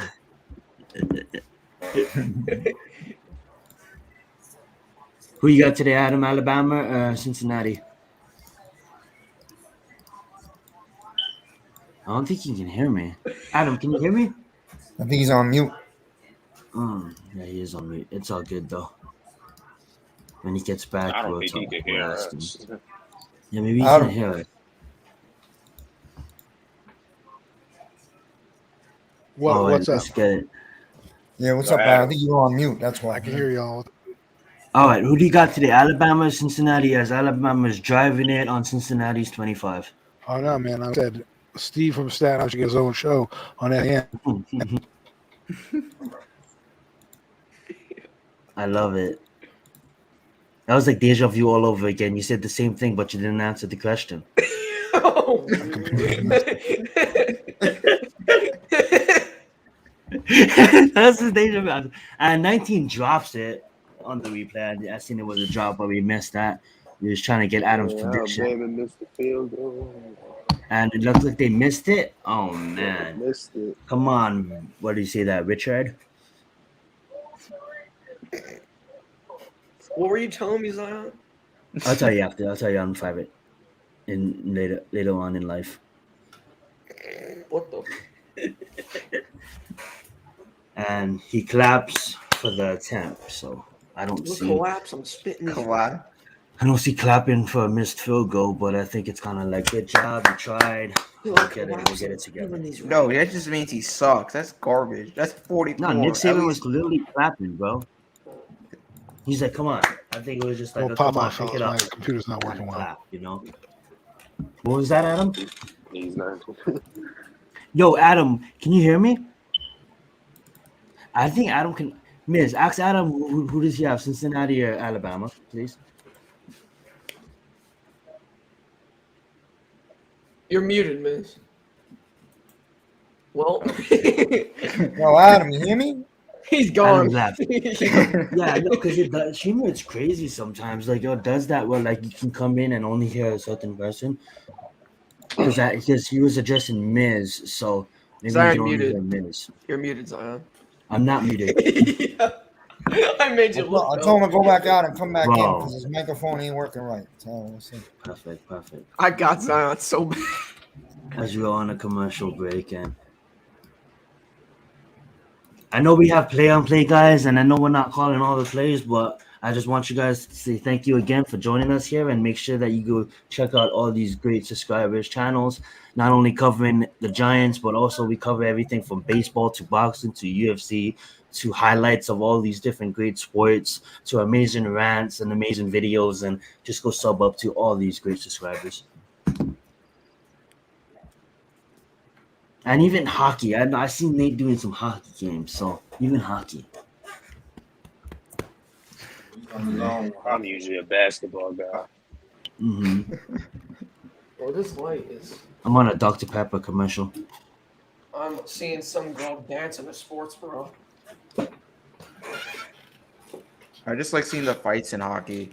That's the only thing bro, hockey's just fun to watch. Hockey's crazy. I'll be watching some ESPN top 10s and stuff, and then a guy would throw a punch, and the referee Oh, will so literally back up and like let them. Yeah, no, fight. that's what they I'm do. like, That's the rules, wow. Zion. Yeah, you let them back up. You And then they get put in the box for fighting. Like, what is going on? In my opinion, baseball to become more an entertaining sport should allow fighting with the bats. I think What? baseball is a sport that I cannot watch on TV. What is it, like but I will karate? go to a What are you baseball game to doing? watch it live. No, Baseball football. is the sport that's probably better live. Baseball sucks. Baseball? have you Yeah. Yeah, I can't watch watch a baseball I'll game. turn baseball on in September. Until then, I don't care. I'll turn baseball on when I've lost all hope in humanity. Right, exactly. I to the playoffs. I told Nate this. I said, Nate, I don't want to wait 3 hours for one good play.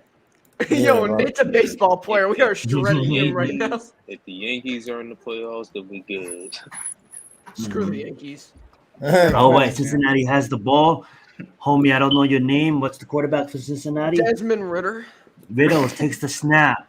He looks, and no one's open. So he takes off at the ball, and they finally throws it out of bounds. Oh, actually, He could That not caught it? wait. No, it's incomplete. He said he looks and he looks and he looks and he could not want to wait. Nobody was open. That sucks when you read like 4 receivers and nobody's open. Hey, yo, look at Miz, bro. That is scary, bro. Yo, Pat Man, that looked like it was going out of bounds too, and he barely caught that. But good bat by the cornerback, number 6 from Pat's Alabama. It looked like he just appeared out of thin air. Jackson did. Alrighty, he's in the shotgun. It looks like one running back on his left, I believe. He's gonna take the snap, hands it off. No, actually, play action. He got me faked out, and he gives it to the tight end, number 12, I believe. Oh, he got late. Gain for about 6. He had me played. I thought the running back had the ball. Like, damn, this college gets making it. And we got a lovely sideline reporter in Molly giving us the what's going on. I have it on mute, so I don't know what she's saying. Stop drooling. Alrighty. I like their uniforms, even though it's just white and black. It's just nice. Oh, right. Doing audibles, making sure people's lined up correctly.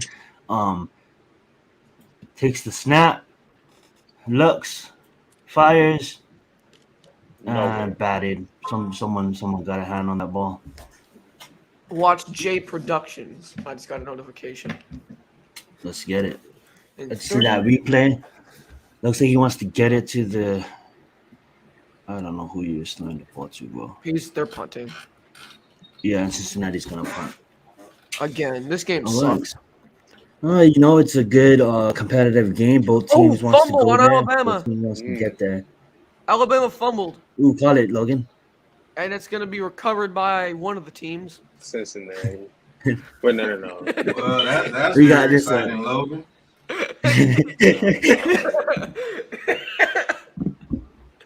Gonna be recovered by one of the teams. No shit, sure. Right? Did the referees get it? Like, what's going on? Did the referees time it up? I'm tweaking right now, bro. All right, let's see. Man. It's recovered by Alabama, I believe.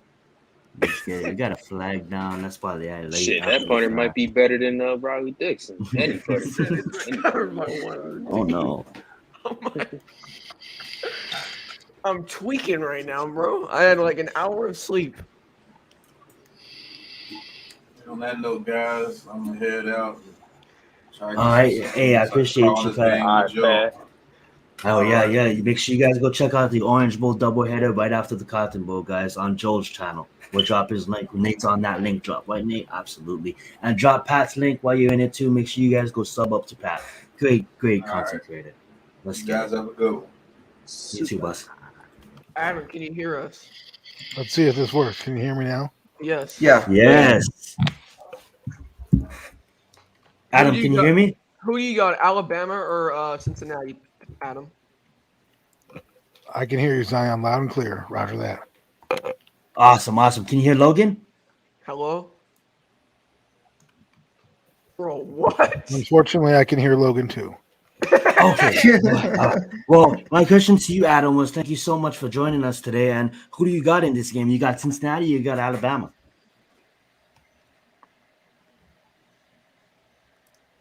Maybe he did hear me, but he didn't want to answer the question. I think he's playing with us. Maybe losing this connection. Yeah, you might be losing connection. What were you asking? I was asking, who do you got today, Cincinnati or Alabama? Roll Tide. Roll Tide. Let's get it. Roll Tide. Roll Tide. I thought I kept going back in time. All right, we got Alabama on the 5-yard line. Looking for a 95-yard drive here. Homie is waiting for the ball. Finally gets it. Gives it to the running back. I like Cincinnati here, but they're a very undermanned team. They look physically not as Yeah, strong they as do look. Alabama. Yeah, they do look Yeah, undermanned. yeah. It's a good point you bring up. He said, Because like the point me and Taj brought up earlier, Adam, is like, Nick Saban, he been around, like he's experienced. They're supposed to be here. They don't even care about the season. They really know that. Obviously they do care about the season. Nick Saban's obsessed, cares about every game, doesn't even sleep. But the thing is, it's like they're so poised. They this is their territory. This is their land. Cincinnati, it's damn, this is once in a blue moon, guys. Like we're actually here. They're so struck by the moment, that I want to see them. Obviously, they're not playing good football, but it just looks like Alabama is just a better team right now. It's almost like the NBA Finals. Well, their Yeah, defense is pretty good. Mhm. We'll see how they can put their offense together against Alabama's top-notch defense. Yeah, absolutely. It's almost unfair because it's like playing with half the NFL on one side, Yeah. a bunch of high schoolers on the other. Mhm. Yeah, and like nothing to take away from a 13-0 record, right? But it's just I'm not They saying they played can't come JUCO back and win talent. this game, but No, yeah, it's like one of those congratulations to them. times was yeah, I mean, they deserve to be here. They won every game. They deserve to be Yeah. in the national spotlight. It's just Absolutely. Alabama churns out talent every Every year. season.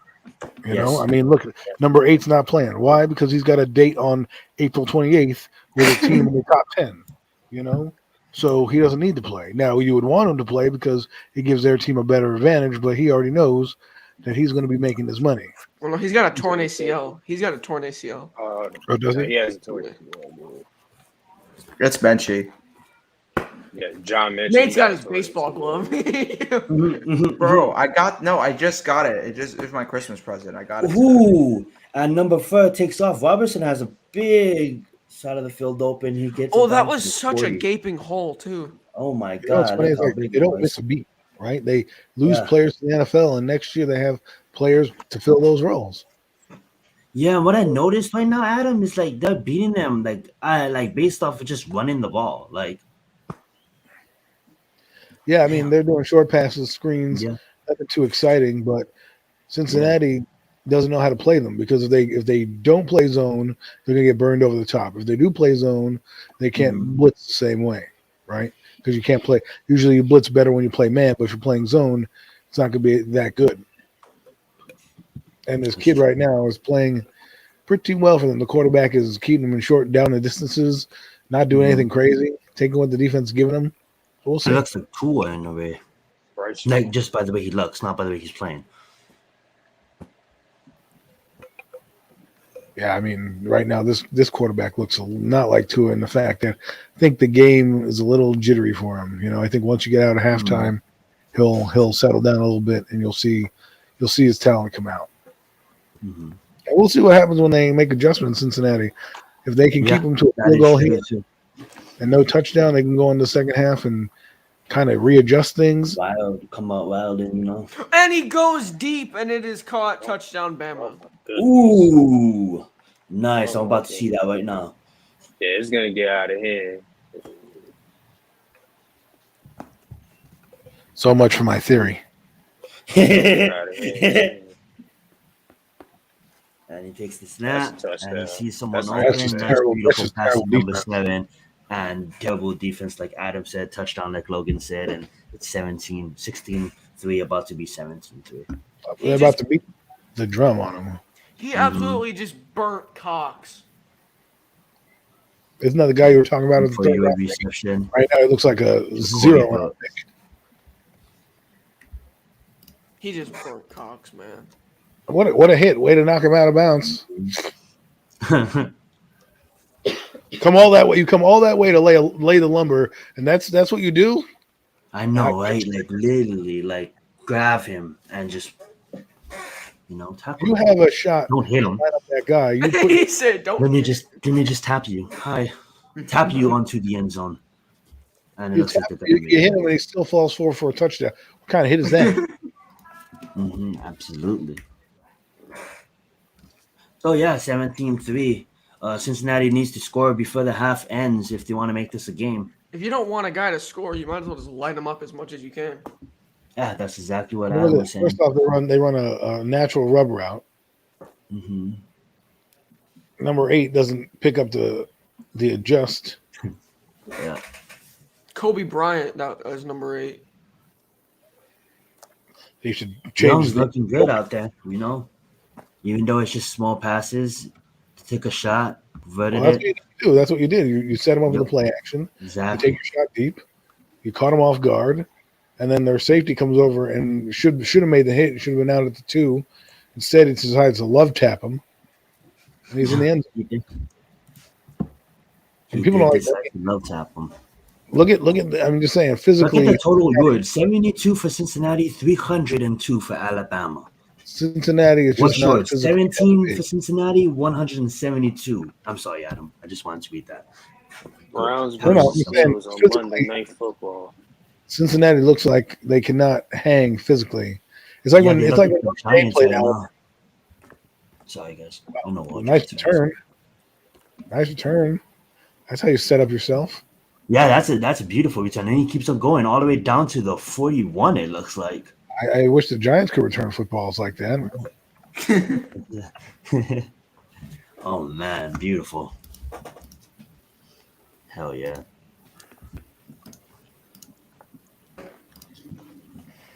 Wow, they have a Monday night wildcard game. Crazy.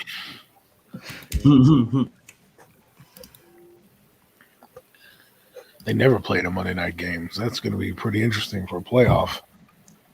They played on ESPN, for a game. Oh, you're talking about the college playoff? No, I'm talking about Monday Night Football. They got playoffs on Monday Night Football. Oh yeah, playoff games on Monday night. I forgot they did. There's a game. Weird. Just Saturdays and Sundays. Now they want to take up our Mondays too. We already good in Monday Night Football. Yeah, they made up that rule. Yeah, the schedule. Hey, what's up, ELS Train? Thank you so much for being here, man. Let's get it. Okay, kid. That's funny. Let's get it. Make sure you guys check out the Young Blue Crew podcast coming up soon, 5:30 on Jay's channel, 5:30 Eastern on Jay's channel. Unfortunately, we're going to lose our great host, Nate and Logan, but they're going to hold it down with Jay, the Young Blue Crew podcast. Takes a shot, misses. It's all good, though. Second and 10. Yo, look at this dude. Yo, Zan, I'm going to send you a picture. Look at this dude just put in my comment section. Okay. This dude is a fucking clown. You've been getting a lot of clowns on your channel lately. No, look at this dude put in the comment section. Well, tell them you're starting a circus and they can get in line. I didn't get it. It'll be there in a minute. Alrighty, let's see. Cincinnati's on have the ball on the 52, 53, takes the snap. He looks, overshoots, overthrows 11. It looked like it was too high. No chance on that ball. Come on, Ritter. I hear fireworks out already outside.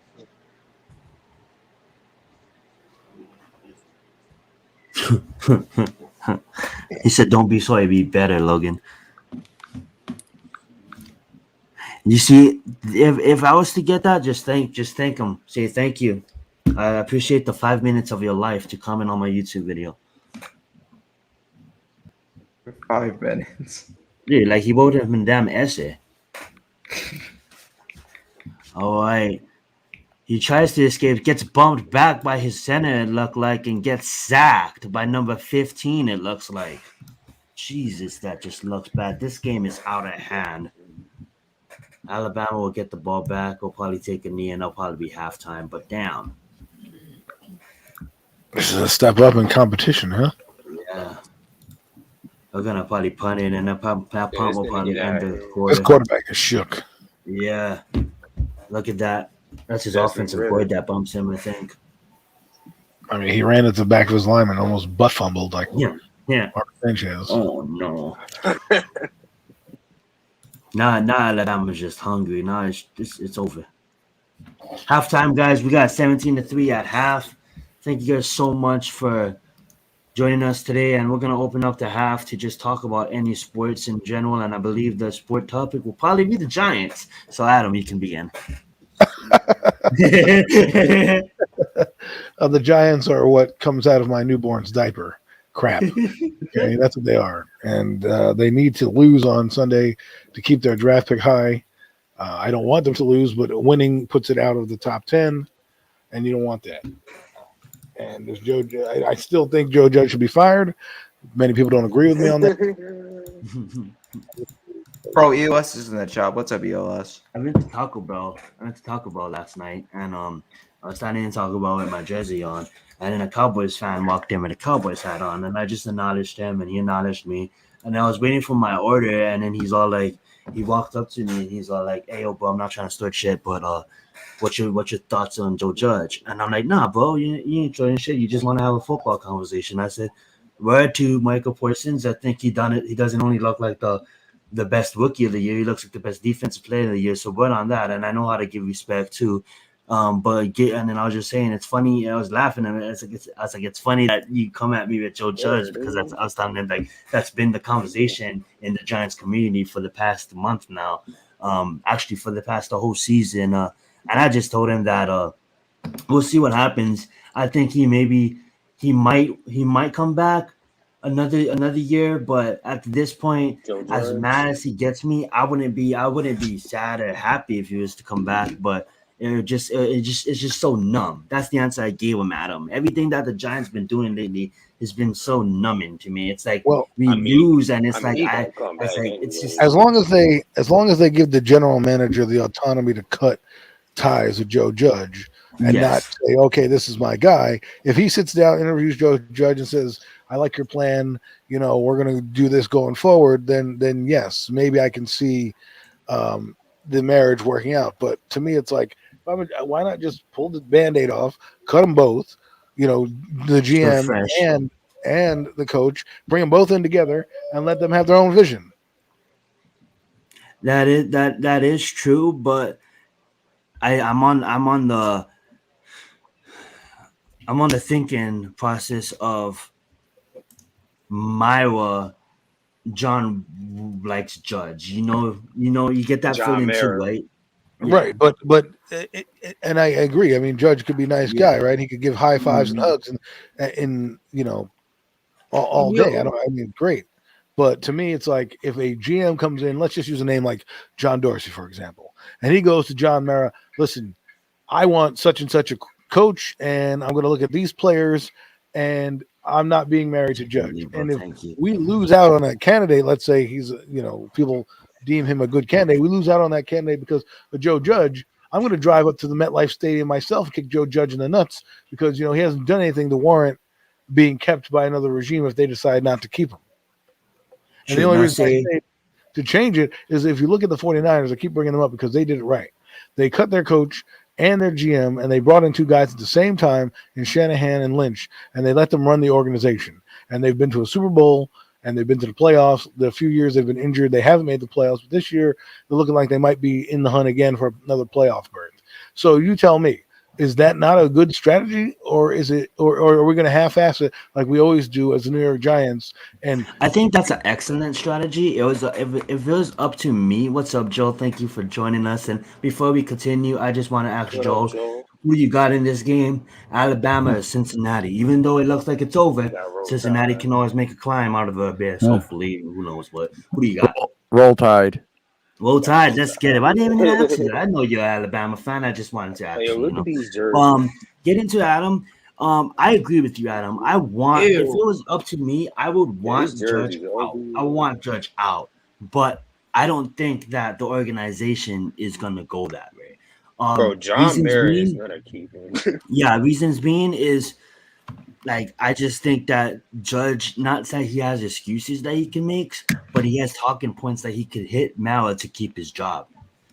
He can tell Mara like, "Hey, no, let me." But you have to, like I said, you have to kiss the butt cheeks of the GM that's coming in, because if the GM who's hired, and I could do this too. I could be like John Dorsey and say, "Yeah, I'm going to keep Joe Judge," then turn around and fire his ass and say, "This is not my guy." Because to me, Again, I'm not married to a guy who's only won 10 games in 2 years, and the team's regressed, regardless of how people want to look at it. I know we want a high five for players. See, that I like the points you brought up about Bill Parcells in the group chat, because everybody puts out this narrative that Bill Parcells had losing seasons, but he brought it together. He eventually brought it together, and I'm just playing devil's advocate here, not necessarily. He had one losing season. I agree with you. I disagree with you. Year I'm was just trying to. Zion, real quick, I gotta hop off to go on gyms. Oh yes. So you guys go do you guys things on Big Blue Crew and Young Big Blue Crew on Jaden's channel. Y'all make sure you guys go check them out if you have the chance. Thank you guys so much for being here with us. All right, see you guys. Let's get it. Just playing devil's advocate. What if there's people out there, Giants fans, and if anyone's on stream, please talk for themselves and stop me. What if they feel like 2 seasons is not enough to really judge? What if 2 seasons in this day and age, a coach really needs 3 to 4 seasons at the best for we can really know how he builds his football team? Because there's a lot of Giants fans out there that I believe they may be irritated with Judge, and I might be one of those Giants fans where, as irritating as his game management skills suck, and he does a way better job than me, but he's actually a football coach. And what's up to Get Back? How you doing today? He's actually a football coach. I just believe that he's making a lot of mistakes as a rookie, and in his second year, a lot of mistakes. Even though it doesn't look like there's a big difference between him and Joe Judge from year 1, Joe Judge from year 2. Now, if you take out the players, like how can you say take out the players? That doesn't make any sense. Why would you take out the players? They make the team. But we really just need to judge him based off a head coach, and I think that's the way Adams judging him. Is just based on who cares? I don't care. You could bring in, Joe Montana for all I care. It doesn't matter to me if you can't coach Joe Montana. And right now he ain't coaching nobody that well. These players aren't getting better. Okay. They aren't showing us anything. The only unit that plays hard is defense, and that's because they have talent, and they're not even the best group in the NFL. Hence why they can't win as many games as we'd like. Because A, the offense can't do anything, and then B, the defense can't get teams off the field sometimes, and you're left in this, quagmire of football that we have, and we're like, oh well, Joe Judge, behind the scenes he's doing great. Give me a break. That's a fluff piece. That's absolutely, and I want to get Taj's opinion on this whole matter and get some Taj in there. I want to get Joel in here as well, but I just wanted to say this real fast. We're just talking NFL. We're talking about Giants right now, guys. It is the Cincinnati versus Alabama game, and as soon as that game comes back on, we'll convert it back to college football. But for now, we'll just be talking on the NFL and the Giants football team right now. And what's up, Adrian? Happy New Year! You guys, please continue. Happy New Year. Now, I was gonna say that that Joe Judge, that you can see Joe Judge and Patrick Graham do got marriage with each other, as far as the defense goes. You see that, but now we just got to see this offense, see what he does, what type of people that he brings in, because most likely we gonna be bringing in a new OC, and. It's most likely not going to be Freddie Kitchens next year. So hopefully, he brings in an OC that can actually have their players to play to their strengths and to scheme around all the guys, like from the quarterback, the receivers, the skill positions, and the offensive line. And we'll see then. And hopefully it works out. Absolutely, I agree with that too, and I hate it because I don't wanna be the guy that doesn't have his own opinion. But this whole Joe Judge talk is really good, and I love it because there's so much things that's gonna happen this offseason, and this offseason could break us for the next 10 years. Could make us for the next 10 years. And as crazy as this sounds, but this is one of the most, I say this, I'm not saying this lightly, I truly mean this. This is one of the most pinnacle and one of the most important offseason in the history of the Giants organization, because we are an organization that have been looking like the shittiest team in football for the last 9 years. and maybe for the last 5 because the Browns was pretty shitty and Jacksonville been shitty in Houston, and let's not talk about the Lions and the Jets. But long story short, this franchise could set us up for future years to come, being the 5-star organization that we are, going to the playoffs and hopefully winning the Super Bowl before 2030. Or we don't, if things happen this offseason that doesn't really, if we, like for instance, if we don't really take the time and address this offensive line, take the time and really address our edge rushers, because we don't need no guys on here just because they look like they can play football and they look like athletes. They need to be able to play like athletes, and you don't need to be a dog. We don't want dogs. We want dogs, but we just want you to put your all on the field. You know what I'm saying? We have a lot of people. The 2021 Giants. We have a lot of walkers. We have people. Let me ask you this question, okay? Walk, Let me ask you this. So Joe Judge, let's say he's brought back. For argument's sake, he's being brought back. If you're the GM / the owner, you need to have Joe Judge have a real talk and say, you need to change your offensive philosophy. Because if Joe Judge comes back and gets a new offensive coordinator and we still running the same garbage out there, this grinded out type of offense, that ain't going to work no matter who you bring in. So if you're going to tell me that Joe Judge is going to, open up his thought process in the offense and you want to give it a go like that, he needs to show me significant changes. And he needs to bring in an offensive coordinator with that mindset to change it up. Because right now he got an OC forced on him that would have worked if we were mid 2000s, Eric Coryell, right, and probably had a better offensive line. Right now we have Freddie Kitchen. We have Freddie Kitchen on the same show. That's why DeMarco Murray and that offense worked so perfectly, because they had a line. DeMarco Murray was able to run behind a good offensive line. Continue. Right, and even Jason Garrett said that offensive line is one of the issues, which brings us back to Dave Gettleman. But we'll digress from that right now. My point is Joe Judge is the head man. Everything falls through him. I don't care what anybody says. Those game plans are okayed by him. So he needs to get an offensive coordinator, if he's back, that is not a grinded out type of coordinator. He needs to find out what his personnel is, what quarterback he likes, because there's rumors that he likes the Pickett kid out of Pittsburgh. Find out what quarterback you like, what players are going to fit your system, and then run that system, okay, and make it work. If Daniel Jones is a deep ball thrower, get a coordinator that knows how to make big plays. If you're going to run West Coast offense, then you're not going to need certain offensive linemen, right? You're going to need more finesse offensive linemen. You can scheme around an offensive line. What was that? You can just scheme around an offensive line. You mean, like, even if it's like at least half decent. You can. But I swear I've been watching a commercial for the last 5 minutes. I swear commercials are only supposed to be 2 minutes. You can't really scheme around an offensive line because the offensive line is how you block. So if you're a zone blocking team and you have guys who are 350 pounds across the board, they ain't going to be really pulling that much. You don't want those guys pulling. Now, if you got guys that are 315, 320 on your line, then yeah, you do the zone blocking scheme to get guys pulling and shifting and moving. Problem is the Giants don't know what kind of identity they have. They don't know whether it be West Coast, left coast, but then all of a sudden the warts come out on that team, right? They can't pick up a stunt since day one. Will Hernandez is just – he's not good.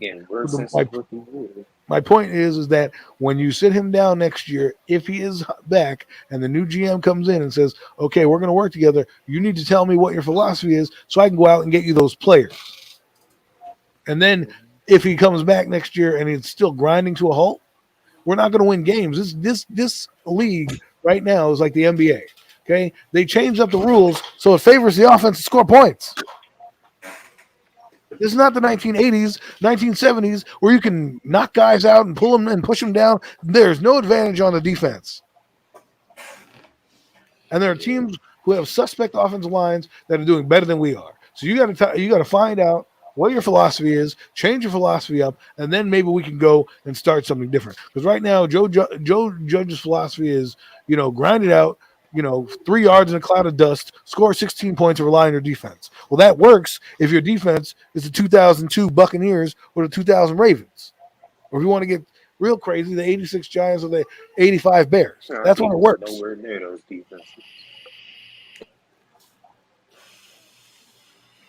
It doesn't work when your team has nobody And it's hard to generate offense in a league where you can score points when you sneeze. There are teams that sneeze 21 points.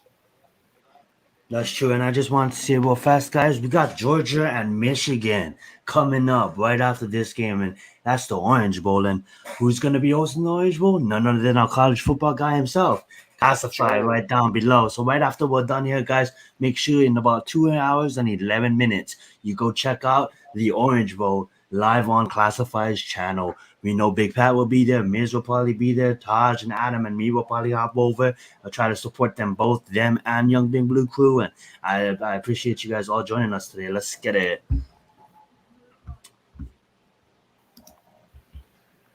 No one else has any other comments? I've rehashed this and talk about it, and I'm sick of talking about it. Here is one thing I'm going to bring up, though. There is one difference that I'm going to bring up, and I thought about this yesterday. Everybody's worried about John Mara and Dave Gettleman and Joe Judge and the coaching staff, and we've got booty players on this team. I don't want to hear from John Mara. I want to hear from Steve Tisch. Exactly. I want to know what the hell he's thinking about all of this. I don't want John Mara in front of the reporters. I want Steve Tisch in front of the reporters. He is part owner of this football team. We have two owners. Whether he's the majority or the minority, don't freaking matter. He should be coming out and saying, I'm going to be involved into the meetings with these GMs. I'm going to be involved into the decision with Joe Judge. We've all heard before in the past that Steve Tisch was not involved in the meetings when people were hired because Mara just can't hire the right freaking person, so it seems. It's come out. There's a lot of speculations coming out right now. The media is having a field day with what's going on with the Giants front office. And the thing is we're not looking at is, we're still suffering from Jerry Reese. We don't have any of his draft picks on the board. So we're still paying for his 5-year contracts that he gave up to buy a defense for 2016. The reason he stayed at GM was because he drafted Odell Beckham Jr. Odell Beckham Jr. put asses in the seats. He's the guy that the fans bought tickets for. They wanted to see him play. When he got hurt, this fan base just dropped down a level. Then he got traded, and then that's when it went really down far. Okay, now we're losing again, and it's shot, okay? So let's look at the first-round draft picks that we're freaking missing on this team over the last 10 years. That's been shitty. They're not even on the team anymore. And when I get that you guys are not happy with Judge and what you're seeing from him, but damn it, he's only been here 2 years. What the hell did he have to work with that was left by previous coaching staff and previous GMs? Well, Gettleman sure as hell wasn't helping him. Gettleman's been here 2 years prior to Joe Judge getting here. Right. And I understand you want to blame the previous regime for their flaws. We don't blame. That's like blaming the old regime, the presidency. I just think I'm with you, Adam. I understand you, but I'm also understanding Joel because it doesn't matter how Judge messed up. Let's bring Miz back on. It doesn't matter how because it does. Miz, I think you have to mute your computer. Yeah, he did. Perfectly. Thank you. It doesn't matter like how Judge could have gone 0-32 the last 2 seasons.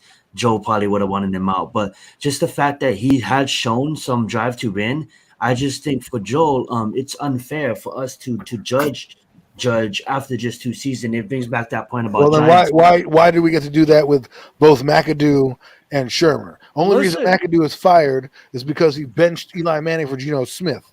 If he benches Eli Manning for Davis Webb, the backlash may not be happening the same way. But so that's that guy. The second guy, Pat Shermer, they didn't even give a chance to fire his defensive coordinator because the defense was really the issue. But they had issues. But the teams quit on him, Adam. Those teams quit on Shermer and on McAdoo. They were still scoring points. They scored more points than this team. The 2021 Giants are depressed. Depressing team. If the Giants wouldn't have quit on Shermer, I would have been for him to roll back one more year. Look what he did with DJ. We were all impressed with DJ. If that team hadn't quit on him, I would have been fine with Shermer coming back another year. That defense, all that team had to do was just fire that had no defense. So I can't say. But my point is, they could have let him run it back and say, "Hey, listen, man, make some changes, right? Cut out Hunter, get rid of James Betcher, run it back one more year with consistency." They didn't. Now because Bill Belichick calls you up and says, "Oh, well, Joe Judge is your best guy since you've had the previous two clowns in here. He's getting his extra repeat." Anybody else in the NFL would have been gone. But no, we want to keep him for consistency and force him on a new GM. All I'm saying is, if you're going to do that, promote Abrams if that's what you're going to do. Keep Gettleman and let it run it back. Because other than that, why would a new boss want to come in and not do things his way? I don't know about y'all, but if you've ever been in corporate jobs and a new boss comes in, they tend to do certain things. Either they cut people or they bring their own people in that they want, that they know are going to get the job done. So if you're going to run this like a regular business, you can't just tell the GM, well, you know what, we're giving loyalty to Judge, because he's done so much for this organization. He's won so many games that we want to keep him here next year. And you have no choice but to keep him. And to that point, Adam, real fast, to that point, as much as people probably don't want this, I honestly think that, like, if he does do that, might just like, we don't want this, but might just promote from within with who was right under Gettleman that seems to be respected around the building. Well, I don't think it's going to happen. CEOs and all that get 3 to 4 years. I've been in companies where they've gone through 2-3 CEOs. They get 3 to 4 years until they find actually the one that can actually lead the. Hey, we might have been shitty. Like we might have been shitty last year, but you know what? Everybody liked Judge at the end of last year. Joe Judge, as shitty as this division was, we were still in a playoff race. Yeah. Daniel Jones won us the last football game so that we could get into at least have a playoff on if the Eagles would have won. I mean, we had a chance. And then he comes back this year. Playoffs, we're having a different discussion right now. But he didn't. Well, well, you know what? He did what he could. They went 4 out of 6. Everybody was ecstatic. Hey, but what do they do at the beginning of the year? The point is that this year they underachieved. Everybody seems to miss that. They seem to now put it in a bow. Like, remember, we were sitting here. You said 12-5. He said 12-5. We expected at least a playoff berth, and we're getting 4-11. I was expecting the defense. And now all of a sudden, we changed the expectation to, oh well, he doesn't have this, and this happened, and blah blah blah, and blah. Well, okay, everything that we come up with though for some of you guys is nothing but an excuse. It is an excuse. You guys are so bloodthirsty that it's unfucking believable. You guys just want everybody gone, fire everybody every 6 months. Bloodthirsty. No.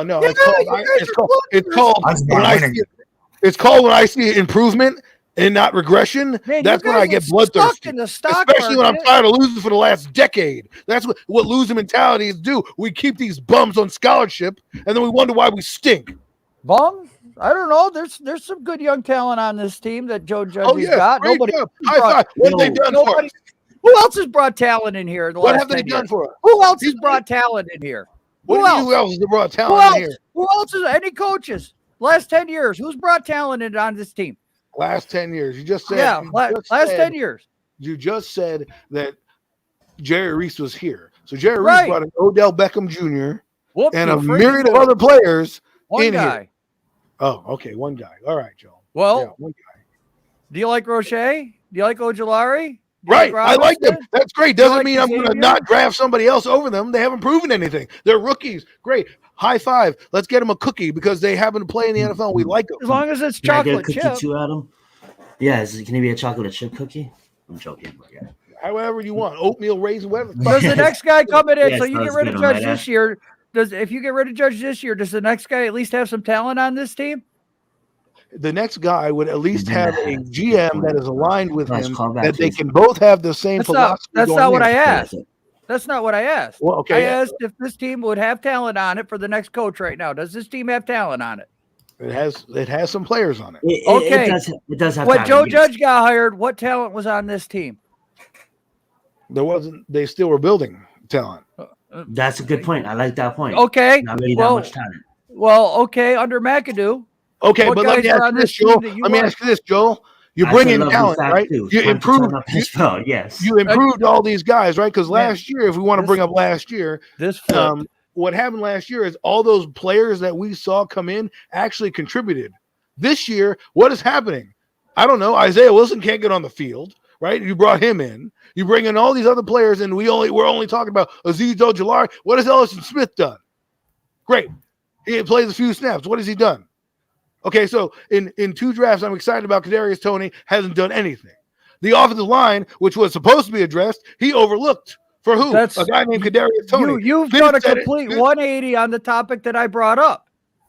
There's going to be talent on the team, Joe. Doesn't matter if you're not producing results. I don't care if you run in Joe Montana. If you still go 4-11, you deserve to be fired. This is a performance-based league, Joel. This is not, hey, we're at Mississippi State. Let's keep them around while we get a new recruiting class in and hope that they do well. You've done a nice complete guy. 180, He's a though, family. my guy. I asked you about the talent on the team. Are you hopeful on the talent? Does the next coach have talent on the team?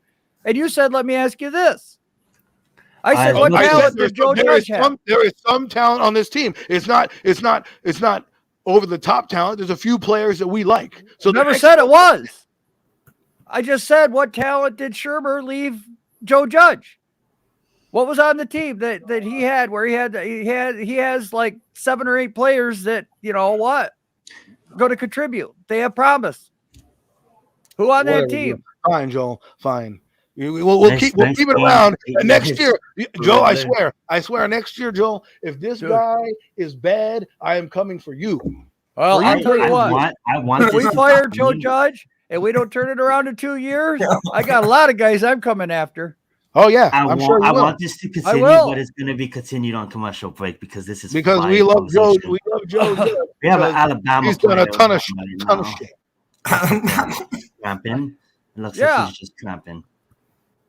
I gotta have blood. This is a fire conversation. Well, I don't think it's about blood, really, Joe. I think it's like that we just can't take this anymore, man. You think I can? You think I enjoy sitting here watching this shit? Oh, I know you can. That's why I'm speaking as a I had to start out my Giants freaking career watching this bullshit. And we'll go to a commercial break and continue. I had to watch this shit growing up. I didn't get to go out there and watch a team that was going to the Super Bowl. I didn't get to see a winning freaking football team. I had to watch oh my God, I can't even say his name. I'm just saying, you want to keep Miracle in the Meadowlands. You want to be fair to Judge? Okay. He looks fine. You cannot promote this guy Abraham to GM. I'm sorry, you cannot. That's what I think. That's all I'm saying. If they do, he's not going to have any say in the draft. Who's the guy bringing in the talent right now? Judge already came out there and said that. Judge is already the guy bringing in the talent. He ain't going to have nothing to do with the goddamn draft. All he's going to be doing is signing. Then why do we need a GM then? We don't need a GM, I guess, according to you. That'd be great. Let's roll with it. I'd love to see it. That guy hasn't earned that yet. The last 2 GMs we had sucked balls, so. And it looks like we want to bring a guy who hasn't enhanced his talent on the team. The talent that you love so much hasn't enhanced it enough to win more games than he did last year, but yet we want to bring him back. All that talent. Oh, great job. Great job. All this talent that he brought in. We're supposed to be a playoff team, but no, we're accepting mediocrity and his stupid coaching decisions because we want to run it back next year. Just like everybody wanted to fire Graham after week 7. But now you want to keep him. Not me. I didn't say I was on the Graham train all the way. I knew it would take time. 100%. Everybody was saying fire Graham. Now you want to keep him. Well, you're going to keep Graham if you get rid of Joe Judge. Yeah, you also said we're going 12-5. We keep you around. Yeah, I did. Why not? Shoot for the stars. We'll go 12-5 next year. How's that? I was a year off. Hey. Oh man, as well as in the Happy New Year. He takes the snap. I'll roll with it. I don't give a shit. I got broad shoulders. He sees the guy open. He throws it. Nice catch by number 21 for a gain for about 8. I love it. A lot of years like this now is why the fan base has become split. Yeah. I've seen it before. I'm watching it all over again. And thank you guys all for hanging with us. We're talking football. watching college, these games, Cincinnati versus Alabama is always a great time with all of you fellas. And, it always gets heated because us as Giants fans, we don't deserve this. We don't deserve to be this bad. And still the matter is, we're this bad. So I love the opinions, and I love the fact that we can all talk and we can all be adults about it. And we can't, no one's getting too mad, and everybody's having a great time as Riddler just throws it for another first down for a gain for about 10. Let me ask you, who's the GM prior to Judge being here? Reese. No. So prior to Judge being here. Gettleman. Dave Gettleman. Okay. So who was acquiring the talent for that particular coach when he wasn't here? Graham actually turned the defense around. Judge has regressed badly this year. Who's saying keep Graham? What's the question, Adam? I don't understand it. My point is, we're sitting here saying that, this is only like the last regime didn't leave him any talent. Well, the last regime only did what Dave Gettleman brought in. So Dave Gettleman brings in Antoine Bethea, should be on AARP, brings in Kareem Martin, right? Those guys are all bums. I agree. They had no talent. I agree. They ruined this defense. I agree. Jeffrey, Happy New Year's to you too, my friend. Let's get it. Okay. But this year, we're happy that they brought in Azeez Ojulari, Kadarius Toney, and we're happy that our fan base and our coach and our owner said, yes, let's go for the playoffs. Let's spend mad money on players across the board. Kyle Rudolph, Adoree Jackson, Leonard Williams, and Kenny Golladay. How many touchdowns did Kenny Golladay have? 70, right? But it's okay. It's okay.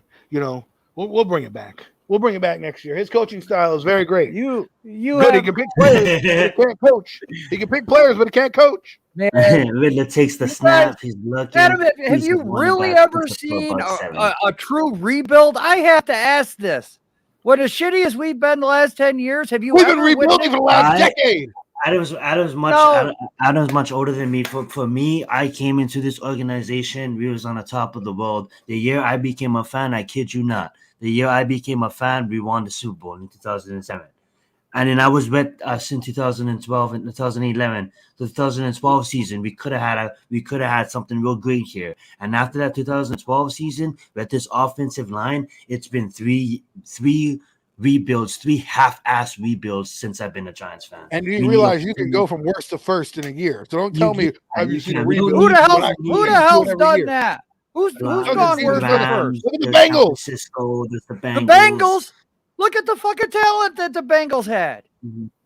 What talent? They were last year. Now they're in the playoff hunt. Rebuild until you spent $200 million.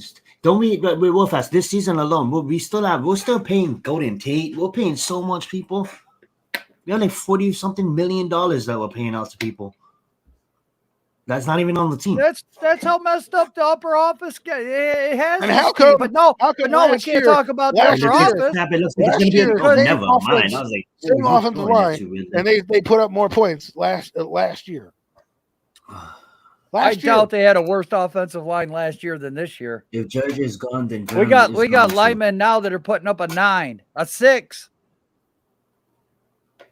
Yeah. You can't tell me that the line was worse last year. There's no way in hell. Listen, they try to fix it. We try to fix it by spending money on weapons in the free agency, which is fine. We do have weapons.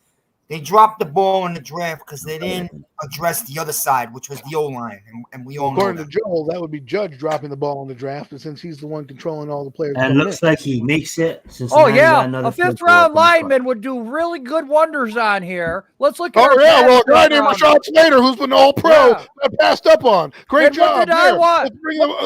When the draft come out? We can go back in the tape all goddamn day long. Looks like Travis Kelce's in the house. And Patrick Mahomes. Who else did I want in the draft? I wanted Slater. Everyone asked me, Joel, who do you want? I want Slater. Trade it down. Okay, great. You got 2 draft picks this year because we didn't take Slater. Who do you pick? You like 2 picks this year? You like 2 picks this year? Guess what? Last year, in 2020, he brought in 3 linemen. 2 of them may not make the team next year. That's what we did last year. 2 top 10 picks. You'd rather just have Slater last year and that's it. Let's Going to do this Ashton year? Super as just both Because look at then this we wouldn't need match. 4 offensive and linemen. then We'd only need 3. Todd. Not. That's absolutely right. What if he got hurt too? Everyone gets Or hurt of this we could have goddamn Michael team. Backing up. Parsons. Yeah. We decided to go. I got you. Go Hey, on. As you you know noticed, what? Jeffrey, We I could have love it, done so what I'm just like everybody adding wanted. college things. We could blah, have blah, blah, drafted that Mekhi continue. Becton. You know what? He It's hasn't okay. played a It's goddamn okay, snap though, this Joe. year. It's okay though, Joe. I He don't brought like in players. Thomas. He's a We great should have evaluator drafted of talent. Becton. So Yeah. it's great. It's great. He could have brought in the guy that we would have praised in Yeah. Richard One line- Slater, but instead we have Kadarius One Toney. right tackle is going to give us 3 more wins this year. Oh my God! See, Now you're trying to deflect it because you know I'm right. It's okay. What do you though. mean you're right? One lineman is not because going to help this team. the guy you want to bring back, you just told me brought in all these good players, but yet made the most colossal mistake where he knew his offensive line was trash and didn't draft one throughout the entire draft. Didn't draft one. Yet we want to bring him back. 5th round linemen are so goddamn great and ready for the NFL. Holy shit. And real fast, guys, if you guys are tuning in right now and be like, damn, what are they talking about? We're talking about the Giants because obviously this is an important game in college football, but there's some people on this game that we could draft. He brought in good players. Oh, let's run with Pert. Pert's going to be really fucking good. Yeah, we don't need linemen. People were screaming that all goddamn year. Who are you shit? Cincinnati 6, Alabama 17. And you want to run with Isaiah Wilson. That's the guy he You brought want to in. run with Isaiah Wilson. That's the guy he who's brought in. not Did he dog not bring him shit. in? Did he not bring him in? He's dog shit. Did he not draft? Was he not on the 2020 draft? Yeah. Was he not in the 2020 draft? Choice there. Pert Yeah, 2.0. Shane Lemieux. Shane Lemieux. They brought in. This is the same team we're talking about. Same team we're talking about. Scouting department. Chris Mara says, yeah, I want that fucking guy. Yeah, that was a great draft pick. Yeah, but that was just oh my God. He was come out and got an article because I'm about to say some shit. An article that Pert was drafted by the scouting team. He wasn't wanted by the staff. What he was not. No, he wasn't. The scouting team wanted Pert. Okay, because the head coach has no say in this. I'm glad you're building an organization. Yeah, like head coach has no say once he wants to fire fucking Garrett last year. Kickoff is off. Great, yeah. And it's all his fault. We're a hot fucking mess for 10 years. It is his fault. He's the coach. By He's fucking only been here 2 years, but the last 10 years it's fucking Judge's fault because he I'm called not worried about the last 10 years. What have you done for me lately? Wait a minute. You said we've been shit for 10 years. God, I'm not blaming Judge for the last 8 years. I'm blaming Judge for these past 2. Open your ears. Well, what the hell's he got to work we with? become the Not a Jets. damn thing. We become the Jets. We're having stock of the league. How the fuck you gonna build we a wanna house bring with all this your guy money back. for? Jets fans. No, bring this guy back. Gotta come Great job. High five. Let's fire everybody. 13. We want to bring him back. Blood. Yeah. Hey, let it out. Joe, Tonight's Joe, the night if to the let it guy, out. if the guy I went am on both 7 and sides. 10 It's so hard. or 8 I'm and just 9, not- I don't have wouldn't be opinion, asking Jeff. for blood. That would be I'm just calling improvement. the game. What I'm asking for blood In the is that middle if of you this, have this is regressed great. in your job, guess what happens when you regress in your job? You get goals. They hit you. If you aren't performing the way they want, they fire you. That's how shit works in your life. So he doesn't perform that well. Yes, we can ask. I gotta go He's eat fired. dinner. But Adam, when I bring up the High point, five, he he's had on no the- I'm player watching, control. Yeah, watch it. But when I tell you he had no control and it's proven Hey, that he was listen. hamstrung, how the Listen. hell's a CEO No. or a foreman supposed Let to make it it out. fucking better for you when their hands are tied? You're not gotta- going to let me you do what gotta I let want it to out. do? Let Adam How the have hell it. am I Let supposed Adam to let get it out. better? You gotta let it out. This is the night to vent. That's what I and don't then move on. understand. How am I supposed to do Yes, shit yes, better Mrs. and do things absolutely away right. to change the damn Because team? this is the timeline we set up. Okay, we went 6 and 10. Oh my God, how come we won't win the yeah. playoffs? And then we come in next year and spend $200 million to go 4-11. But that's okay. Because we like Azeez Ojulari. Because we like Azeez Ojulari. Well, So that's okay. 4-11, $200 million. Guys, And at we can sit here and 99. suck. I Lions do. gonna get rich tonight. Real fast, guys. Shout out to Betty White, living a long, lovely life. Dying at 99. Beautiful. Not the fact that she's dead, but the fact that she had a long life. And shout out to Betty White. R.I.P. Yeah. We lost Yes, John Madden. We yes. lost Betty White. Yes, It always rolls in threes, man. that's true. So happy New Year. Happy New Year's. I love it. Let's get it. Yes. Happy New Year, Adam. Yes. Whatever. I ain't getting mad at man. this shit no more, man. It's great. I'm to not, blow I'm all not the mad at steam it for that. either. I'm just frustrated talking to you. He's That's all. frustrated. Hey, imagine how my wife feels after 28 years dealing with my ass. I mean, I'm surprised you haven't ended up in the backyard and under the lot. I have. Oh my God. Oh, I have. Trust me. It was Oh, getting hot. man. No, I wasn't Listen, getting hot no, here. Me and no. Adam just ain't gonna fucking get pissed off no more. We're just pissed off at fucking everything, man. Yeah, exactly, Joe. I don't Yeah. disagree with you, man. This team I- sucks. The thing I the don't thing- disagree with you either, but you know what? Damn it. I just want people to get the fairest opportunities and the best shot that they can do to succeed. That's all I care about. Fine, but this is how I look at it. Okay, this is a what have you done for me lately league. I know. And the mediocrity in the NFL is what is leading to teams that go 6-10 and damn near make the playoffs. I so know. my point is, if you spend $200 million, in my eyes, when you do that, the owner is saying to you, Joe, Judge, I am trusting you right now to get us to the playoffs. I'm opening the purse strings. Here you go. Here you You're go. right. And he has fallen on his face. He hasn't adjusted the offense. He hasn't changed anything up. Okay. And I understand Jason Garrett was a problem, but look, Jason Garrett ain't here now. We can't keep blaming him. And these are the game plans. These are the game plans that are being rolled out by his staff, all 27 of them. Okay. Or at least let's say 13 of them or 14 of them, because I'm sure 14 are on defense. So all 14 of them are implementing this system. Okay. And yet, last year, I felt more optimistic about the players on this team, the young guys on the team, like Cam Brown. Where has he been? He hasn't sniffed a snap on defense all season. I know. I'm missing him too. I am missing him too. And I said, 2 weeks ago, I want to see the young guys out there. I want to see the guys that we have not seen yet. If we're not going to win these games, we don't have a chance in hell, especially with Fromm and Glennon and for everybody that wanted Fromm, man, look, he's a 5th round draft pick for a fucking choice or a reason. Right. Well, we had to see that with our eyes. Right. And that's why I have a feeling Isaiah Wilson's going to go out there and perform the same way Fromm did, because if that coach did not come out for him and speak up and say he has to be dependable, I think we got Pert 2.0 right there. That's when I said, I wanted to just say this real fast, Adam. The one thing I wanted to get my point across for him is not that I didn't believe in this kid, and we don't even know what he is. He has 2 games, okay? But the thing is, the reason why I made that comment, like, sorry, not sorry, and thank you next, is like, okay, I wanted to see what you can do. Thank you. We've seen it. Next, please. Yeah, the problem is there is no next, and at least Joe Judge did not panic, okay? Yeah. He did not give up. Give up good draft picks to get some linemen in here because he knew that was happening.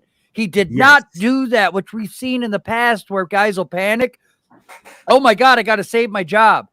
Guess what? I might have got you a 1st round draft pick last year, but I'm going to use it this year to get myself a lineman in here, and then we're screwed because we lost a top 10 draft pick that could be the future of the New York Giants. Well, the thing is, Adam. Right? We knew. I think last year's draft move was more of a hedge their bet with the quarterback. So if Daniel Jones failed, they were in position to move up and get whoever they needed. However, we didn't want to see that happen. Obviously, we wanted to see Daniel Jones do well. So for me, they could have traded down or they didn't.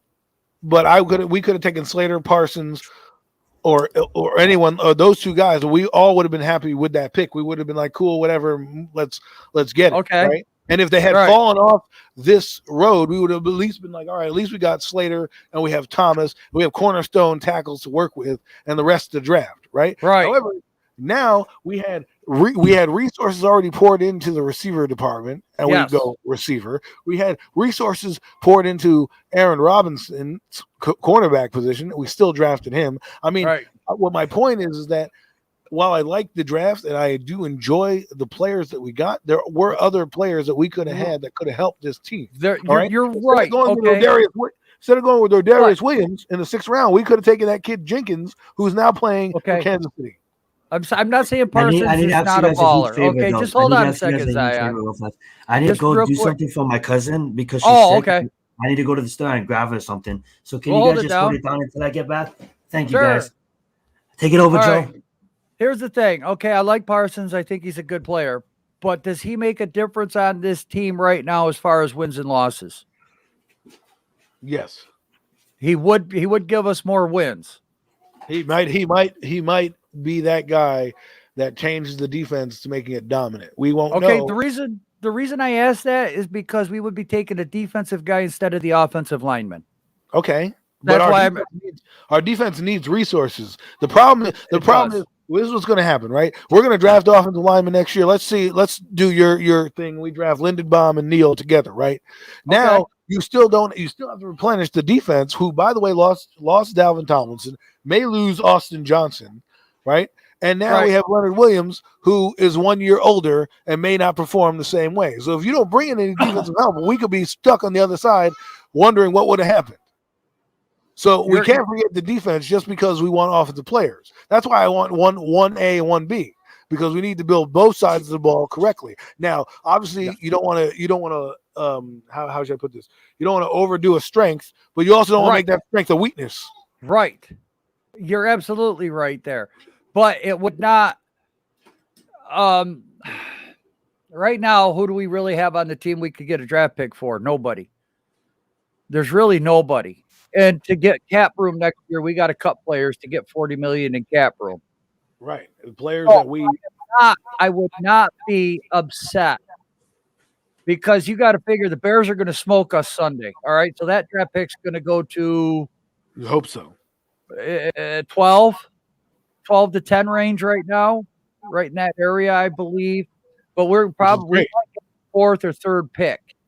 If we get the third pick, we might be in the Aiden Hutchinson. We're going to get one of those top three players, whether it's Neal, Thibodeau, or Hutchinson. Well, in order for us to get the third pick, we're going to need Texans and or Jets to win a couple games out of the stretch. Yeah, so because the highest we're going to probably be is 4, if that.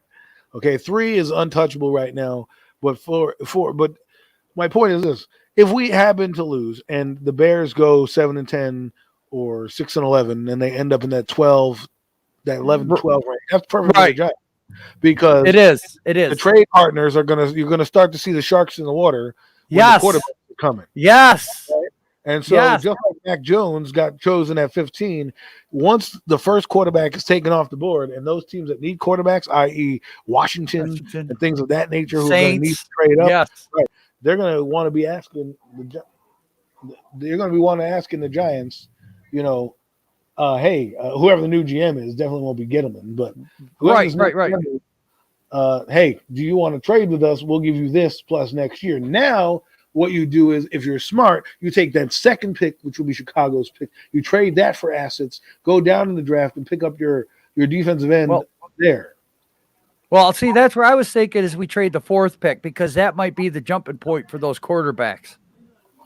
Well, it depends. Okay, and then let's say we go down to 7 and we get Karlaftis out of Purdue with that first pick, because I think that Linderbaum's going to be there with that 10 to 12 pick.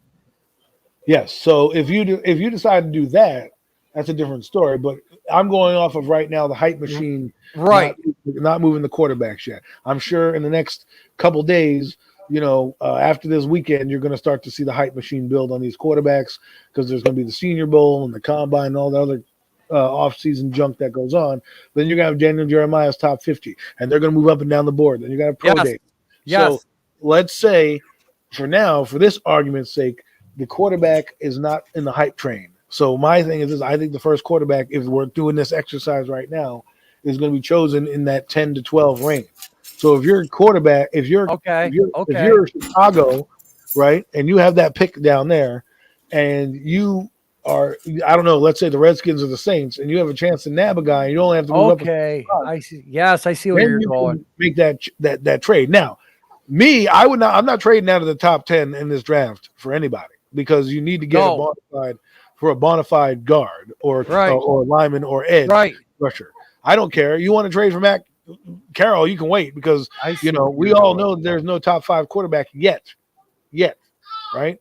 Now, if you ask me this in early February, we'll see where the hype machine has taken the quarterbacks at this time, and then of course late February when the combine happens, I'm sure a guy like Pickett and Malik Willis are going to start rolling up draft boards.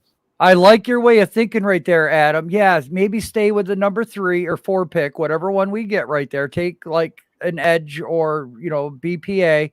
I don't want a corner or a safety. Look, I know those guys are like top line talent, But right now we have way too many other needs as far as position wise. And you know what? Karlaftis might be a reach right there, but let's see what happens in the draft. He might move up. Well, he might be one of those guys that moves up, but I like your 10 to 12. Moving down to 20, maybe get our right tackle, maybe interior, and then take the second round pick, move back into the top 25 there, 25 to 30 range, and then grab the other center if he's still on the board. That way you nab you got 3 first rounders and they're all under a 5-year contract. And then you're filling both sides of the need. I like that. Well, the thing is, I'm looking at it like this. I think you need big defensive help here.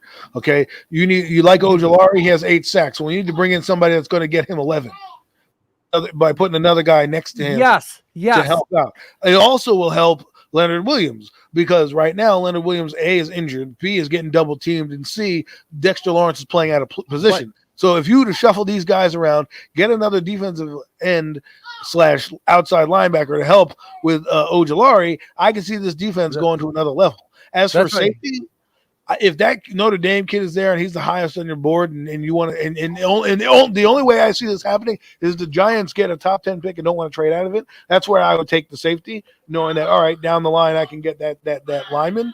But he has to blow me out of the water with his measurables and his 40 times and everything like that. But right now, for me, I'll roll with Julian Love, Logan Ryan, and McKinney. Right, I will too. I like their play style, and I like the way that they're fitting under.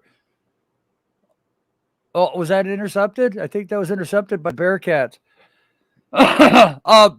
But we have so much more draft quality that we can move into the second if we need to. If that one guy is falling.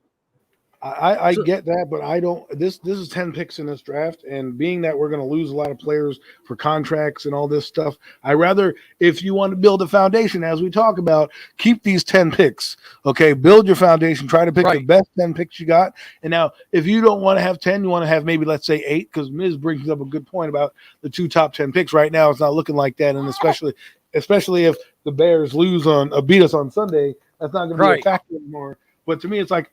The Chicago pick to me is house money, right? And so to me, that's the pick I trade, right? I get it. I said it's going to be interesting with the draft this year because there's so many ways we can go. There's so many options available to us, and I get it that you guys want to make sure that the right people are in house that can make the right decisions and are going to make the right decisions, because we could sit here and we see what the hell's going on with this team. We see the needs that this team has, and that's what's got us arguing. I just want to comment something real quick. I don't necessarily think I want to say the right people. I want to see a team come in together because we haven't had that ever. Right. The last time we had that was Ernie Accorsi and Tom Coughlin, when they hired the GM. Other than that, we've never fired a GM and a coach at the same time, except for with Reese, right? And then we brought in Gettleman and Shermer, and we should have probably given them 3 years to see if they could have worked it out. Right. And then we wouldn't be talking about this right now. Right. It's all the past history. I hear somebody is upset over there. Oh, I just had my granddaughter for 2 days, Adam. So I know what you're going on. Yeah. But we're getting there.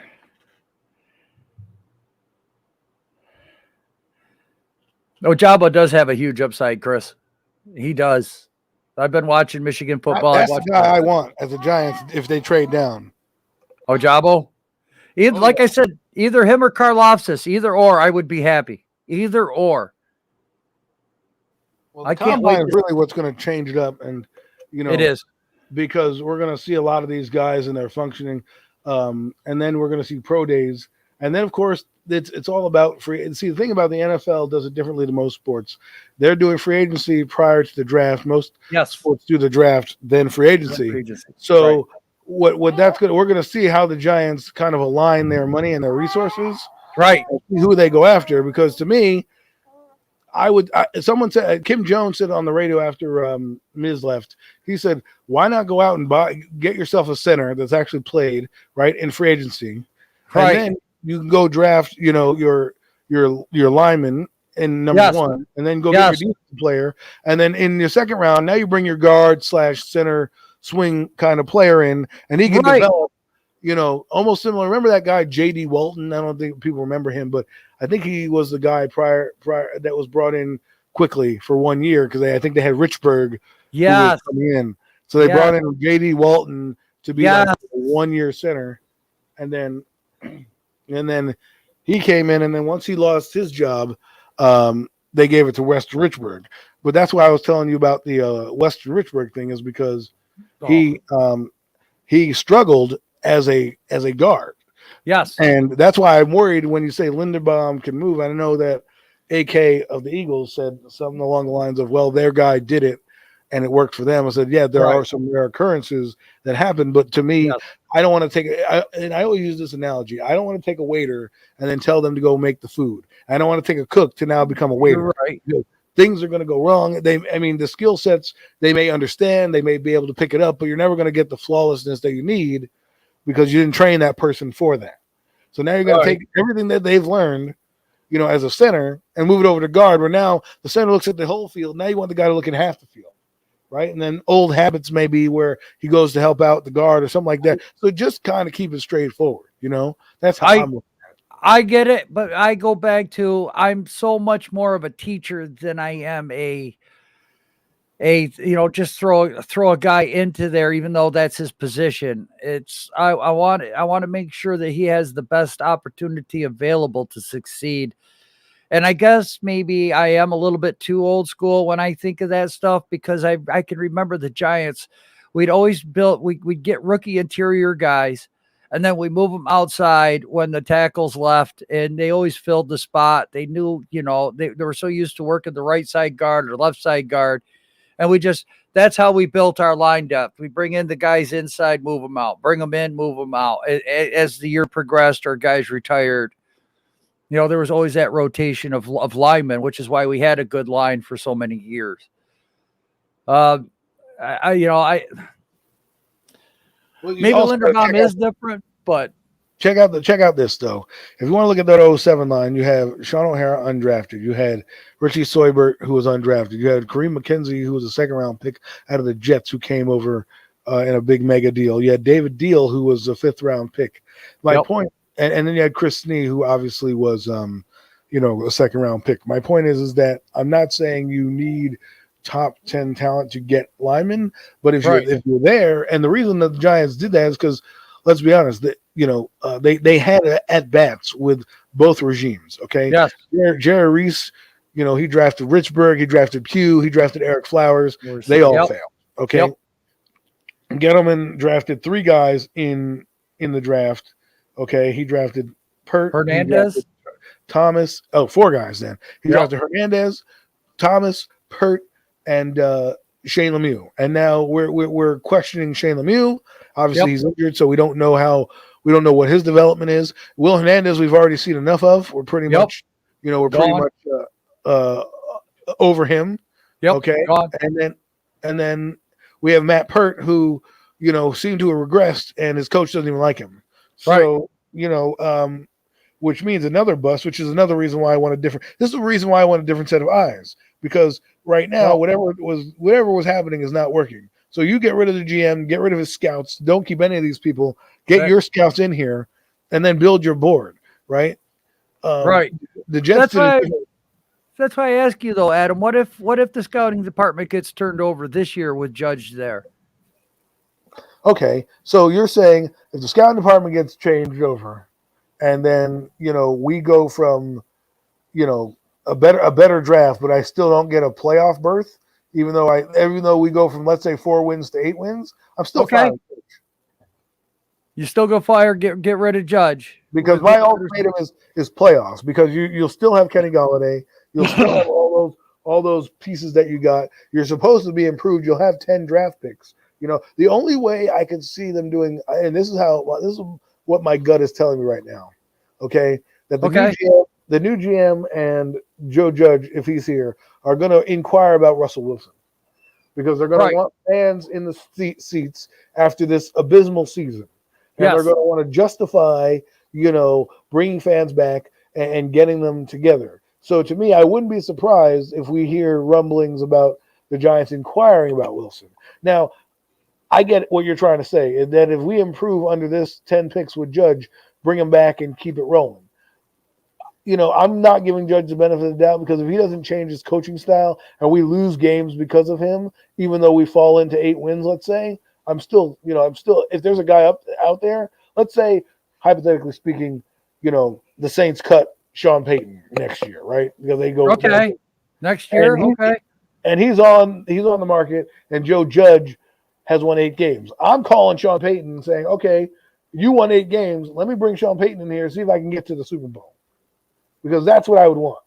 So you're going to do like a Dan Reeves to a Jim Fossil move then, right? But the difference between that was Jim Fossil was still unproven, but Peyton is proven. So it would be more of like a big fish, because at one point they wanted to bring back Bill Parcells. They hired Jim Fossil instead. So and that was because George Young went behind the Mara's backs and hired Jim Fossil when they decided to deliberate and want to go after Parcells. So yes, right now this whole team's a laughing stock. It's an absolute joke. I'm hoping that the more that comes out, they'll have to eat crow and kind of have to be justified in terms of, okay, like the thing is, what I'm trying to tell you guys is this: if Joe Judge come back, fine, but make that the decision of the GM. Don't make it the decision of the owner to say you have to take this guy. If the GM comes in and goes, listen, Joe, you're not my coach. I'm not interested in having you around. Fire him. Fine. Okay. That decision the GM makes, but give him that autonomy to do that, and don't strap him in there. That's my fear, though. That's why I said when I started the stream, I want to hear from Tish, because I don't think Mara's going to hire a guy because once you have power, Adam, we all know you do not give it up. Right. That's what scares me. Well, the thing is this: if you got to look at it like the GM candidates that they're bringing in, because I think a Riddick, a Dorsey, and a Pioli can all look John Mara in the face, say, "I got this. Just sit back, relax, and enjoy the show." You bring in a young guy who has previous ties or is a young up and comer, right? You will have more of that, hands-on approach with the owner, because you don't have the personality to say, "Hey, look what I've done." You know what I mean? Right. Because as much as we want to do that, like the guy, let's say Will McClay from the Cowboys, right? He comes in here. He worked with Jerry Jones, but Mara will probably have the balls to overstep his bounds when he needs to. A guy like Dorsey and Pioli and even a Riddick can say, "Listen, we're here for a reason. Let us do our job." And I want to see more of a pushback from the GM to the owner. Be like, "No, we're not going to do it like this." I think the problem is when you bring in a Gettleman's a yes man, right? And it stems from Eli Manning. Eli Manning, I love the guy, but this is the reason why this franchise is set back a few years, because we wanted to get one more run out of Eli in 2018. We got a GM who was on board with keeping Eli Manning, and then we got a coach who was a yes man coach who said, "Yeah, I can make Eli Manning good. Look what I did with Case Keenum," right? Right. So they go in there, and they, instead of doing the smart thing and picking Nelson or trading down and picking Nelson and getting more picks, they picked Saquon Barkley, right? And then the next year, they were going for a quarterback because they sucked. They wanted Justin Herbert. He decided to do, on the last day, decided to go back inside. They forced a pick with Jones, right? Because they were here, because people bluffed him, right? Denver, Washington, those teams bluffed him and said, "Hey, we're going to pick Daniel Jones if you don't." So they picked him, they needed to pick him, because I guarantee you they're looking at him at 17 saying, if we can get this guy at 17, great. Because to me, I would have loved to have Josh Allen, the D end, right? Right. Oh my God. We would have Josh Allen and let's say Daniel Jones, because Haskins would have been the first quarterback or the second quarterback off the board. Right. And maybe somebody falls in love with Drew Lock, and then all of a sudden you have Daniel Jones sitting there at 17. The opposite happened. Right. And so right now, that's another thing, which brings me to another point. The quarterback that we so hold dear and near to our hearts, he's got to have. There's got to be competition for him as well. He's got to be on a short leash as well. I don't want him going in there and not getting the 5th-year option, but then bringing him back with no competition and saying, well, we're going to bring Matt Glennon back, because to me, that doesn't do anything for me. I need him to have a little fire lit under his ass, because maybe if we'll show the real measure of a quarterback with a competition and it's going to be open. Make it an open competition, saying, Dan, earn your stripes. That's why I'm looking forward to free agency, because what we do in free agency is really going to determine what we do in this draft. Now, let's say we do bring in Marcus Mariota. We're not drafting a quarterback. No, but he at least gives competent backup. Well, more than that, he's starting in this league, and then I can see he can run your RPO offense if you want to run that. See, the problem with Daniel Jones, and I think Miz hit it somewhat on the head when he said Lamar Jackson. I think what they did was RPOs weren't in Shermer's offense. They knew that Daniel Jones could scramble, but they did not make it a focal point. Jason Garrett comes in and decides, let's make him a running quarterback and do all these RPOs and all these misdirection plays. And you can see when a guy runs 80 yards in the field and trips over his own feet that he's not a natural-born runner. Right. He's a scrambling quarterback in the mold of a Steve Young. We used to call them back in the day, they were what, a mobile quarterback or a what was the other one? Scrambling. Yeah, it was either mobile or a scrambler. Right. And I think Jones is more of a mobile quarterback. Yes, I was just going to go there, because a mobile means you can kind of move around, but you can escape, but you're not going to do a Lamar thing. Right. I think Steve Young was more of a scrambler, but he, and Wilson, he's a mobile guy, because his first read is, let me navigate the pocket and move around, and then when something doesn't break down, that's when he runs. Lamar is, once he plants that back foot and his reads aren't there, he's gone. Right. And everyone's like so impressed with him. I'm like, yeah, I saw this guy in Michael Vick, the same thing. Vick had Randall Cunningham. Right. But I'm talking about my generation. I was welcome back. Thank you guys for being the best, man. I know that took time, but you're fine. We held it down. You see, we're calm now. We got that shit out of our system. It's all love. I love it. Well, it was a hell of a stream for a while, though. People were tuning in. God damn it! I love it. Listen, people want to see the arguments, but it has to be organic. It can't be just coming out there and blah blah blah blah blah. Right. Right. Otherwise, you sound like the damn teacher in Charlie Brown. Yeah. Like blah blah. No one wants to listen to that. Hey, you guys are getting to see that might be the next Giants quarterback right now on the field, Young. Yeah, he's looking like Daniel Jones in this last pass. Yeah, he did. But I'm just saying, another year. Well, here's the thing. That's another thing that I mean. The quarterback position needs to be addressed this season in some shape or form. Whether you draft a guy in the second or third round to bring in as competition, the backup position is now a position, especially with Daniel Jones, because he gets injured all the time. And I love number one. That's a guy I would love to see the Giants get, but we'll see. That was a nice one by number one. Gets up really aggressively. That's right. All right, there you go. Get a little fight. Exactly. Going. Had his helmet ripped off. Yep. It's championship football right there. Yep. Mm-hmm. You want to see a little fight. And that's another thing is like, I'm sorry to say this, but it's so great that nobody scored because I didn't have to switch to score. I wanted to just not halftime. You know what I wish StreamYard would add? Real fast, Adam. I'm sorry. I wish StreamYard would add the ability to click on someone and make them co-hosts, for they'll be able to change shit and pull up comments and stuff like that. But you have to share your StreamYard platform, your YouTube channel. You can do it. I want to be able to do it on the fly. If someone has to, if someone has to leave on stream, you just have to tell everybody in the fan that it's not halftime anymore. It's the third quarter. Well, now it's the fourth quarter. Oh yeah. It is the fourth quarter now. Thank you. That's what I like to see some fight, but obviously that guy is getting reamed out on the sidelines. I want to see more of that from the Giants. I don't see as much fight anymore. They're dejected on the sideline. That's another thing that I see is that. I know they believe in this guy and they play hard, but I don't see emotion on the sideline. I don't see people throwing helmets. Hell, I'd even like to see a fight or two like the Redskins, because at least that shows that they give a damn. You know what I mean? Like we're sitting here, we don't promote fighting yet. Kadarius Toney gets to do a fight, and you kick him out. You should have been in the locker room praising his ass and listen, man, you don't get your shit pushed in. But that's the Saban and Belichick way, though. I mean, that's his mentorship. I mean, he went through those guys. He understands what it takes to be a winning organization. I mean, look at what Saban went through.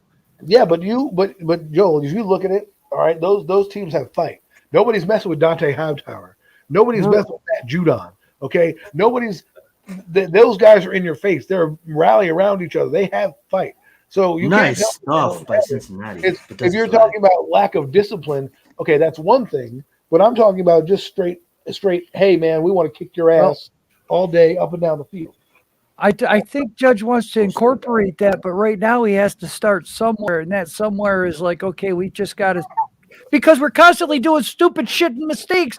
We got guys that are constantly going fucking offsides. It doesn't matter how many times Judge tells them, stop fucking going offsides, dumbass. They're still doing it. Well, I mean, like I said, I blame the player for the execution, but I also blame, this guy's supposed to be detailed, yet details are what's killing us.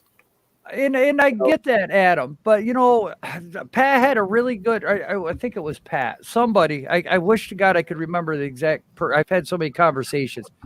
If you've got a guy, because this was brought up to Ashton. If you've got a guy that works for you, you're the boss of the stocking crew at night at a grocery store. And this freaking guy just constantly puts the goddamn cans with the labels in. He won't face them out like they're supposed to be. And you keep telling him and telling him and telling him. But you want to fire him, but your manager won't let you. Okay? I guess that's the best scenario when you're telling somebody, stop doing offsides. Stop fucking jumping. Okay, then as the manager of that positional shop right or whatever you were talking about, right? You then move him from that position and don't give him the can job anymore. Okay, you say, okay, well, your best fit right now is not stacking cans, and you don't want to listen to me. So since I can't fire your ass, I'm going to move you to someplace else that I may see your strengths fitting. So yes, well, I agree there. Joe Judge is the head coach. He's supposed to be looking at the film saying, all right, well, Matt Pert can't play on the right side. Let's move him to the left or vice versa and whatnot, right? You need to be able to make those decisions. You can't just be like, well, Jason Garrett, ho-hum, but this is your game plan? Okay, great. And I get that, Adam. But, sometimes you just don't have the people that you can move around like that. You got to, I don't know, let them hang themselves so that the guy finally sees what the hell's going on. That's funny. You'll give him the old saying, give a person enough rope to hang themselves so that, he can say, look, I told you I was right. You should have fired the guy. Right. And then the guy's like hanging his fucking head going, yeah, I know. Okay, we'll fire him, get somebody else in. Right. But on a molecular level, right? If that's how it's being run and you want to give him the choice, because to me, I'm not necessarily worried about Joe Judge and the personnel. I'm worried about his coaching style. That's why I want to fire him, because the direction of his coaching is what leaves a lot to be desired on the field on Sundays. Okay. You can tell me all you want about how many players he brings in and how good they are and how well they're done. But he said this, we're going to find out. Don't tell me what they can't do. Tell me what they can do.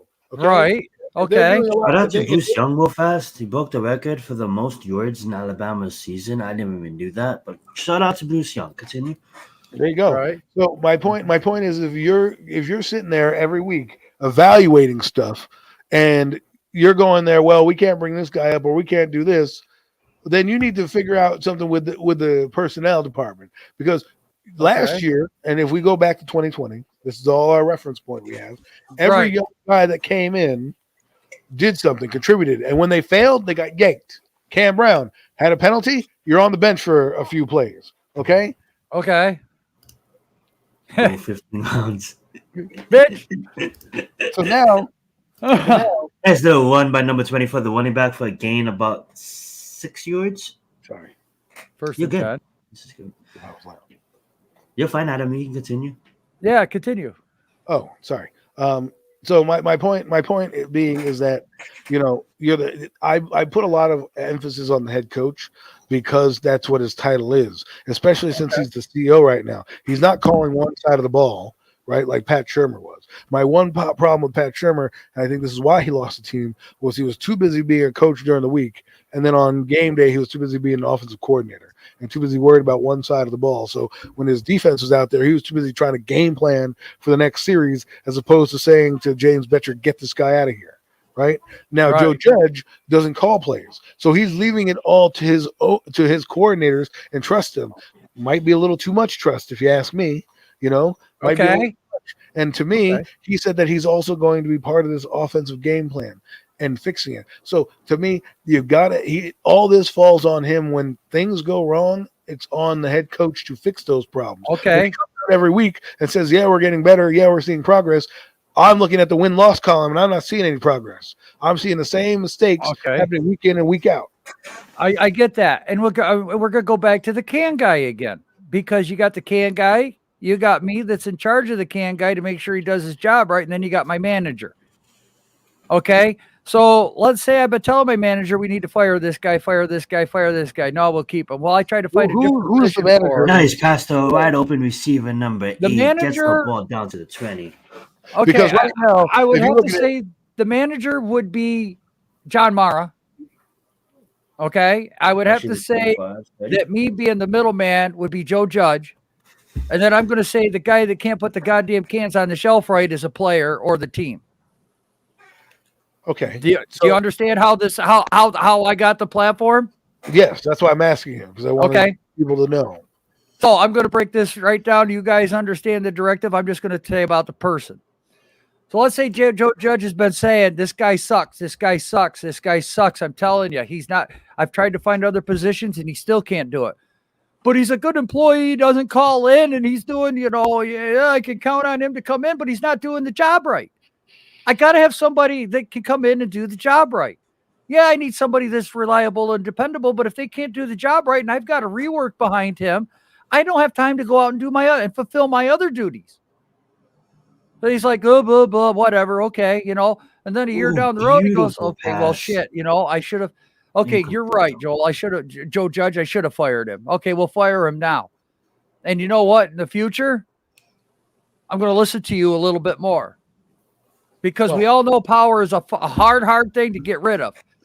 And Mara's got so much power right now. He doesn't want to get rid of it. Yep. But maybe he did see that Joe Judge was right with what was going on with the team, what's going on with Mara was doing to the team. And now he's going to say, okay, Joe Judge, I like what you did. You helped me see a little bit of the light. I'm going to give you a little bit more. And sometimes that's what you have to do. That's why I said to Pat the other day, I said, his get what you're saying, free card is Jason Garrett. We have all these players that leave. The reason why Joe Judge will be brought back is because he'll say, I made a big mistake with Jason Garrett, bring in your guy, and away you go. So the reason why I could see John Mara bringing him back, he publicly will say he's backing him. But me, it's like, all right, I forced this guy's hand on certain things. And now I'm going to let him do what I think he needs to do, and then let him fall on his own sword. Right. Me, I look at it as a results-oriented business, and I see coaches who have less talent making their teams work and win games. You know what I'm saying? Brian Flores is over there, and they've worked their team up since he's been there. Okay, and they've been in the playoff hunt 2 years in a row, and they might be going to the playoffs this year. And I'm looking at him as his constituent because he came from the same tree. And right now, the things that I see from Joe Judge are lack of timeouts, lack of game management. Why are you trying to catch a team off guard with that stupid play where you line up at fourth down and then run off the field and try to get your punt team on? I see that Riley Dixon should be cut tomorrow, yet he's every week. Like, these are the decisions that I'm saying are going in there. Granted, are there a couple of players that I'm intrigued on seeing how they develop? Yes. That he brought in? Yes. Do I think this draft had a huge mistake outside of probably Ojulari? Yes. I think they should have drafted a lineman first. Could have got Ojulari in the second round, and then who knows what would have happened in the third and fourth. But instead, we traded down possibly to, hedge our bets in case Daniel Jones, because it was an evaluation year, stunk. We would have ammunition to move up in the draft, because I guarantee you the Giants did not think that they were going to be a top 10 team this year. They probably thought the Bears were going to be a top 10 team this year. So they're like, all right, let me get my 2 draft picks. I can package them up, and if there's let's say Kenny Pickett I can move up Kenny Pickett and give these draft capitals away. What we all wanted to happen was Daniel Jones does well, the Giants get to the playoffs. We don't even worry about, picking a quarterback. Now what do we have? Now we're hoping to get Thibodeau, this reminds me of the 1996 draft where the top 4 guys were all great. And the Giants were number 5, and they missed out on Jonathan Ogden. They took Cedric Jones, okay, because they couldn't trade up. But there was only 4 guys in that draft that were bona fide studs in the first round, and they missed out and then they panicked and took Cedric Jones. I don't want them to do that and just panic and take, Karlakis or whatever. Pick the best player of a need position. So if that's Neal, who happens to look the part right now, right, you pick him and you don't think twice about it. He's right now. Neal's got the same thing that happened with Thomas last year. They're starting to downgrade him. Right. Well, that they always do that. They always want to. He's a lineman. They always want to do that, right? Because think about it. Thomas was. We all knew the consensus number 1 tackle in the draft. Right. He went down because they were like, oh, well, he doesn't have fire, he doesn't do this, blah, blah, blah. But if you're saying to me right now who the top 2 tackles are in that draft, it's Tristan Wirfs and Andrew Thomas. Okay. And Andrew Thomas had more upside because of the run blocking that they said that he was going to do. Right. Right now his run blocking. He's proven that. And this is what I'm talking about, improving players, right? Look at what Andrew Thomas has done. And look at what the rest of the team has done. These evaluations are sitting here. You guys we chose Nate Solder over Kevin Zeitler. Solder over Kevin Zeitler. Why? Because Kevin Zeitler cost more money. Oh, I don't know why. Because he was a good guard. We decided to go with a guy who hadn't played football in a year and even said it. I'm not in football shape. Right. I know. Tried to go for that play action. They immediately got sacked. Alabama's defense is showing up all day. I'm not happy with that, but I don't think we figured that he would be that bad as he is. Then Miz also mentioned this to Kim Jones or Steve from Staten Island. He said this. We got rid of Looney and Fulton because they left, but then we waited till a week before the season to make a trade to get linemen. And this is why we are in the quagmire that it is. Instead of using some capital and saying, let's get a guy in now, we waited till the Bengals, who probably are going to cut Billy Price anyways, to trade B.J. Hill and bring in some guys on the street. And then we're signing guys off the practice squad. We probably should have done it early on in training camp when those guys left. I kind of saw that coming. I predicted the way that was going to happen. I'm not going to lie. I said in the videos that I like that move. I like that move better. And I think, again, if the injuries hadn't happened until weeks 8 or 9, when the guys could have been in camp for a little bit, learned the system, maybe the coaches could have worked with them a little bit, because I think right now, I know people poo-poo me about this, but I think their confidence is like completely shot right now. And that has a lot to do with playing style. I know people don't like talking about it, but for me personally, if you're not confident in doing something, you're going to suck. I used to like Rob Sale until he made these comments about players, which I do like, but also shows me a lot. Like, okay, you think this guy is soft. Well, that's great. Is that influencing the coach's decision to not play him? Because if I'm Joe Judge, I'm like, all right, Sale, well, it's your job to get him better. So figure it out. And let's play his ass to see what we got instead of sitting here rolling out with Nate Solder, who ain't a future, right? And now Matt Pert, unfortunately, may not be part of this team going forward because of the rehab and a big man doing that injury so late in the year. Yes, that's going to really hinder him, and I don't think he's going to be ready until weeks 4 or 5 of next season with it happening so late. And to me, it's just I can't do it. And that's kind of another reason why I want to see. I want to see Judge going back, and I know people aren't fond of Judge coming back. But now listen, me and Adam been talking here, calm, and we've been making really good points. And we know that there's a lot that has to happen on this team. But if Joe Judge comes back next year, and then we see during free agency, let's say we pick up a guard and a center in free agency, and that only eats up, 16 million, 17 million of our cap. It's about half of it. But we get 2 guys that we know that we can start. And then in the draft, we're not worried about getting all these offensive linemen early. That makes more sense. So now maybe we draft our edge rusher at 3 or 4, whatever we're at, and we still get a quality lineman later on in the draft at that 10 to 12 position. Interior, look, right tackle's hard to play. I would rather get a right tackle that has 5-6 years of experience, maybe have to overpay him a little bit, but make sure he fits the criteria and the scheme of the offensive coordinator you want. That's another thing I want. I want to know who's going to be our OC. I want to know what changes on this coaching staff are going to happen, because if Joe Judge deserves another year, these are things that has to happen. He's got to change up that coaching staff in certain areas, because like Adam just talked about, Sale's not cutting it. These guys, they have no confidence. They're not playing well. There's something going on with them. They're not playing tough. They're not playing hard-nosed physical football. Come on, we all know offensive linemen love to just hike the ball and push forward and get into somebody's chest and move them the hell out of the way. These guys are not doing that. We can't even pick up a half a yard because they get no push. They're getting pushed back.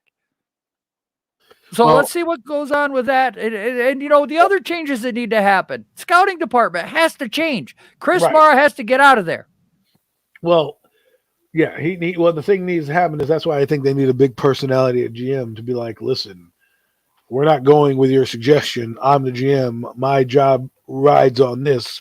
You know, I don't care if your name is Mara. I'm going to do this, because if they can have it, that's why I think a Dorsey, a Pioli, and a Riddick are the three guys I believe that could challenge a Mara, right? A young guy coming in, I don't think can do that. Now, to bounce off your offensive coordinator point, that's probably the second biggest hire we're going to have outside of GM. Yes. Okay.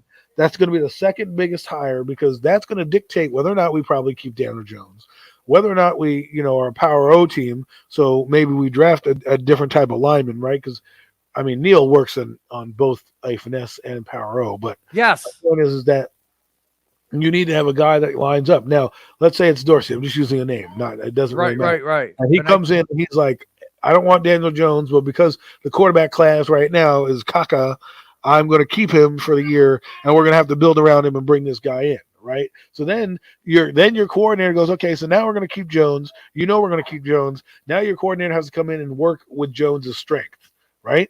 And hope that Jones has learned something in the offseason, because this offseason is going to be big for him. You're right. Huge. It is. I agree 100%. Like, this is it. This is the last year I'm giving him. I've been backing that kid for 3 years. I can't do. I'll go 3 to 4 years on everybody.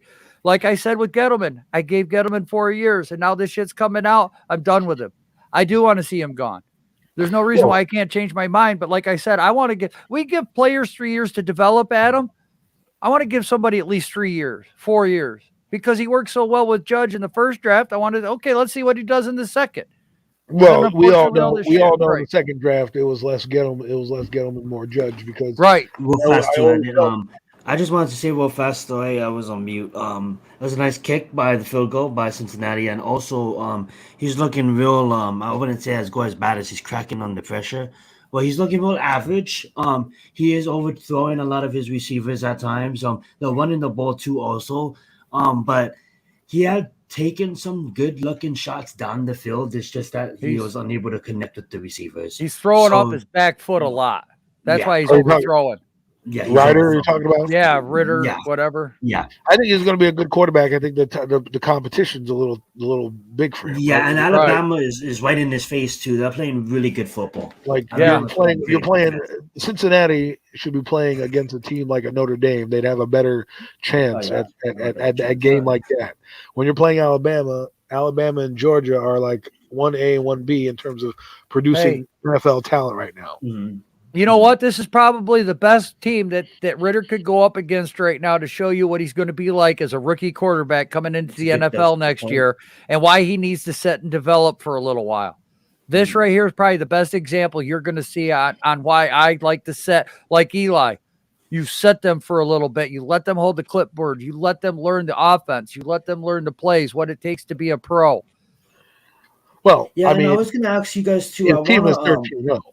I want to connect with, like, obviously there's always voice, there's always time, and I'm never going to interrupt the great conversation about the Giants, but I want to get both of you guys' opinions on how you guys think this game's going, and also too, players that I don't care if you guys say Evan Neal, because we all say Evan Neal, but I want to hear players that you guys wouldn't mind, if there's any players that you're looking at that you wouldn't mind getting. I know Robinson's killing it with over 200 yards. You guys see him in the third. Adam, you can go first. You can make your point first before because I interrupted you, and then after that, if you guys want to take on that question. Well, I'll just say Robinson. We don't know where these guys are going to go yet. Again, we say the third round, but who knows what somebody's feeling come draft day, right? But the Giants need to reevaluate everything going forward. They will need a running back going forward. Yes. So if Robinson's there with one of your 2 third-round picks, if you decide you want to go that route, I think you should go that route. I think Barkley will be here next year. I think Booker will be here next year, and a player to be named later will be here. I think Brightwell is expendable. I mean, he's injured right now. He didn't do much, and I don't know if that's on the coaches or if that's on, him not performing, but he's not, to me, I'm not worried about Garrett Brightwell if Robinson's on the board, if you know what I mean. For me, it's Neal. I want to check out Cincinnati because right now they're playing above their weight class, right? They're punching above their weight class. It's almost like the first Rocky against Apollo Creed, right? You would need a miracle for this Cincinnati team to really, really stand Pull out. up something, yeah. They're outclassed right now. So for me, I'd love to see the receiver that they have in Alabama. I wouldn't mind him at 4 if we wanted to go that route. I know the Giant Nation would melt down if they took a skill position player, but I think they need a receiver. They have nobody really outside of Tony and Galladay. I mean, Darius Slayton, the guy doesn't even show up anymore. Am I really going to count on him going forward, even though he's a fifth? See, people don't understand. Your draft status does affect your longevity on a team. Yes, it does. Right? So if you're a 5th round pick and someone comes in and you're a 3rd round pick, they're going to give the 3rd round pick more of an opportunity than the 5th round pick. And even with Billy Price, right? Billy Price, they gave him he's a 1st round pick. So Gettleman probably tried to sell, we got a 1st round pick lineman in here, the same way he did with Jabril Peppers, right? So that's why Billy Price probably would have gotten a start or signed a long-term deal because of the 1st round pick. These guys don't want to be wrong. And that's why I first like Gettleman, because he cut Jonathan Taylor or whatever that guy's name is, Jonathan Stewart. He cut Patrick Omame in the middle of the year. Like, I'm like, all right, Gettleman, I feel you. I can get behind you. You made players and then you cut them, right? But now it's like we'll see what happens. Who did Texas Tech play? Texas Tech. Yeah, who did Texas Tech play in the bowl game? You can go back. There's a running back. There's a couple running backs from that game you guys need to keep an eye on in the 3rd round. I'll tell you what, the one kid there, he's about 210 pounds, 6 foot tall. Texas Tech played Mississippi State. All right, then it's the running back for Texas Tech that's going to come out. He's about 6 foot tall, 210 pounds, and this guy is just a downhill runner. He is a thumper. He is a guy that you want, for that short yard. You're talking about Tajay Books? Books, yeah. It might be him. He squares his shoulders up. He hits that line, and wow. And, there's a few running backs that I've been looking at this year that definitely could be in that 3rd, 4th round mix that I think that are going to be a quality running back that will fit this team well. Oklahoma's got a receiver that might be there in the 2nd round.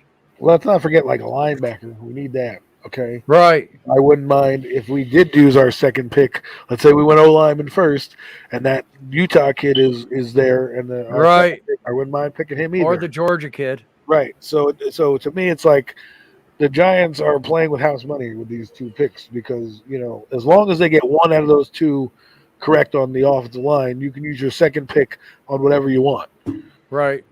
Right. So if you decide you don't want to go edge rusher with the 1st pick, okay, fine. Take them later on in the round. If you decide to go edge rusher, then you need to definitely take a lineman with that 2nd pick. The only way that 2nd pick in the 1st round doesn't go to a lineman is if they take a lineman number 1. And at that point, it's fair game to do whatever you want. Yeah, that's why I feel too. Makes sense. As long as they get one lineman in the 1st round, that second pick, if you want to trade it down. But if you can't, get one of the best impact players you can. If it happens to be another offensive lineman, go ahead. Happens to be an edge rusher, go ahead. But I'll tell you this. I wouldn't mind them getting that safety from Notre Dame with that 2nd pick if we get a lineman with the 1st pick. Well, if he is there, Ooh. Okay, I've been hearing talks about the safety, but is he that good, Pat? Like I know Yeah. That dude he's was good legit, like man. that. Okay, That okay, I dude trust can him. hit. I He trust can in cover Pat's knowledge side. of football.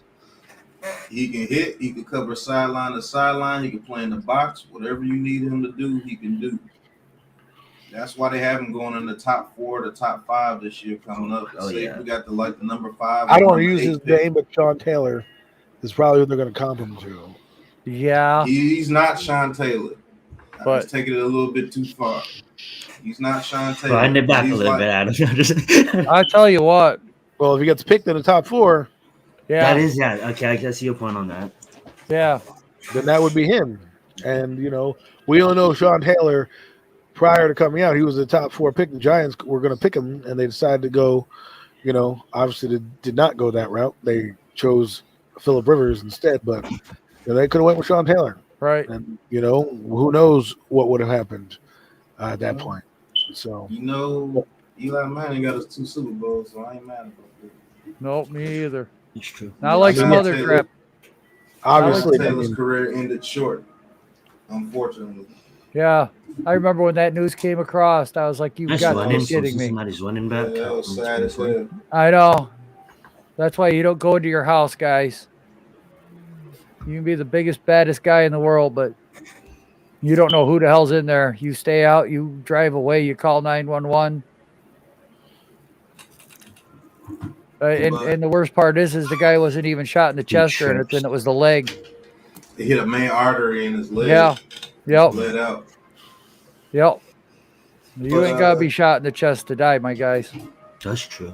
The conversation you guys were having earlier, I heard Adam say we picked Nate Solder over Kevin Zeitler.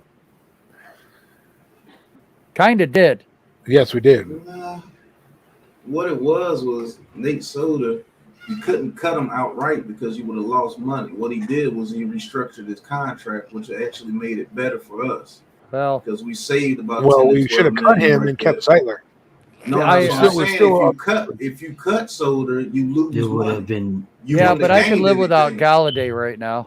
Listen, we can go in semantics and you can say what should have been, but what should have happened was we should have kept the best lineman on our team and not worried about, Nate Solder. We didn't, and this is what we have. Okay, so you can tell me, well, we could have cut him with money and all this other crap. We still are paying Kevin Zeitler money as well.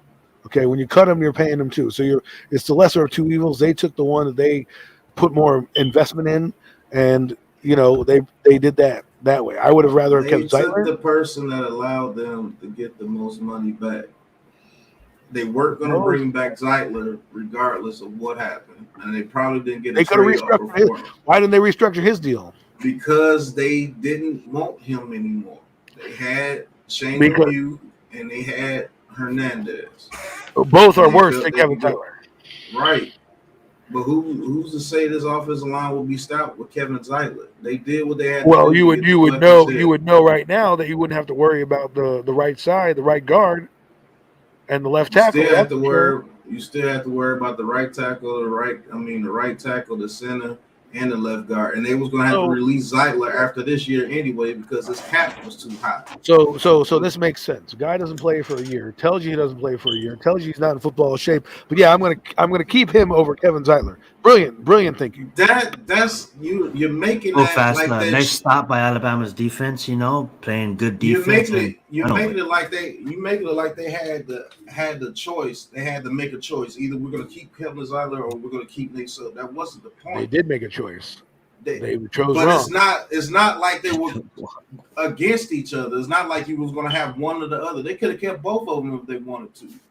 Dude, only reason we relied on him. Only reason why they kept Nate Solder on the team was for him to be a swing tackle. Nobody knew that Pert was going to be that bad. I'll see. Like I said, they kept him on the roster to be a swing tackle, and they saved $12 million against the cap by restructuring his contract. Because how much money did they lose when they cut Kevin Zeitler? They gained $11 million. What are you talking about? They gained $11 million. They used that money to sign Kenny Galladay. In the Nate Solder contract, they didn't want to pay him $18 million, but if you cut him, you would have lost $5 million. And so him restructuring his deal, that was a blessing. Because if he didn't restructure his deal, you would have to cut him. You had to cut him. You would have lost $5 million against the cap. You wouldn't even gained anything. So it wasn't. I'm not worried about it because they would have found a way. If they really wanted to keep him, they would have found a way. What they did was they trusted their young bucks in there. That's why they did. Right. And it was a dumb gamble to make. And to be, I mean, if it would have panned out, they would have been great. Shane Lemieux got hurt. We don't know how good he was going to be.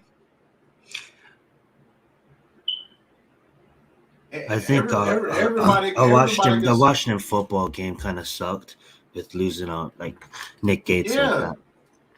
Yeah. Because our offensive line it wasn't looking trash like it wasn't when Gates and them was in there. Yeah.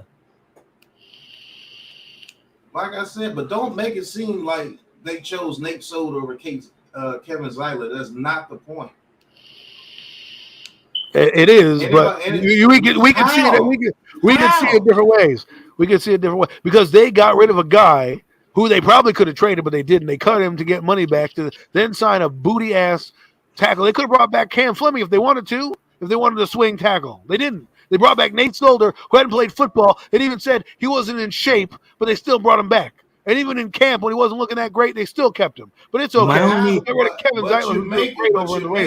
You're making it worse by saying that because that's not true. They did not choose Nate Solder over Kevin Zeitler. You act like that. However you want to look at it, that's how you look at it. That's how I'm going to look at it. Okay, that doesn't make sense, that's not how it's going to be. It is how it's how it looks when you make decisions. How? You go down the roster.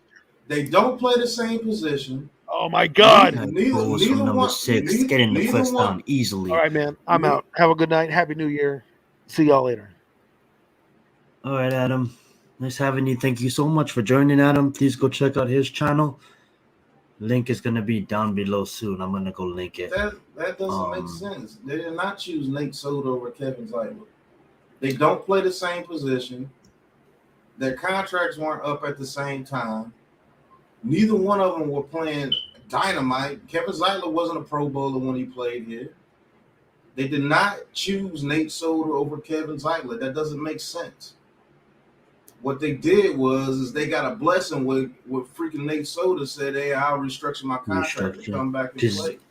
Just to talk about that restructure, as a Giants fan, as soon as we was waiting on Williams and stuff like that, and Williams made his decision, and then we were still kind of in a hole, and then we was looking at the salary cap and looking at Nate, and he was the person that we was waiting for. Like, can you restructure? And the fact that he said yes to restructure so he didn't have to fall into that dead cap. And not only by that, I think that was a smart restructure to a point by the Giants. Right. Because they didn't really necessarily, like, they knew he was kind of on the back end of his career, but Joe Judge has personal experience with him, maybe as just a leader in the New England locker room. So maybe that was just one of the veterans that he wanted to bring back, maybe just in case of, if anything happens. And obviously Joe Judge, he didn't come out there and, like, correct me if I'm wrong, but Nate Solder wasn't our starter immediately off the bat, correct? No, he wasn't. He was exactly. So it was more like a teaching kind of role to help these young guys develop to a point, right? And eventually it came down to the point where we had to start him, and that's where it all. Now it's not only blaming Nate Solder, but it's easy to see Adam's point and what he's trying to say to a point, because of the performance that Nate been putting on the field. But keep it at performance. Don't say they chose Nate Solder over Kevin Zeitler, because if they did that, Nate Solder wouldn't be getting paid his full contract this year. You see what I'm saying? He restructured his contract. That's a good point as well. There's a difference between choosing somebody over something. You're making it look worse than what it is. Nobody chose Nate Solder over fucking Kevin Zeitler. You will never do that. Only way you can say that is Nate Solder kept his full pay, which he didn't. He restructured his contract, which gave the Giants the flexibility. It was a legit restructure too. Like, how did you pull that off? You know what I'm saying? That dude was due like $20-some million, and he went down to like $4 million. Yeah, that's facts on that. Now you want to say that they should have just kept Zeitler? Yeah, they probably should have. But they didn't choose no damn Nate Solder over Zeitler. That doesn't make sense. The dude didn't even get his full pay. The dude restructured his contract for the Giants. maybe that's why they got loyalty to the guy, because he did save them $14 million. That's a good point you just brought up there. If someone does that and puts you guys in the ability to go out there and sign agents Because like he a didn't have to Galladay, do it. like a Dory Jackson, he didn't have to do it, right? Maybe that is the loyalty that we have with we all wondering, like, why is he still starting? Why is he still on the field? What's up, Rick? Thanks for joining us. Maybe that's the loyalty right there, you know? The fact that this man dropped his 20 or 19 or however much he was gonna get paid all the way down to under $5 million. Like, that's impressive, you know? Yeah, like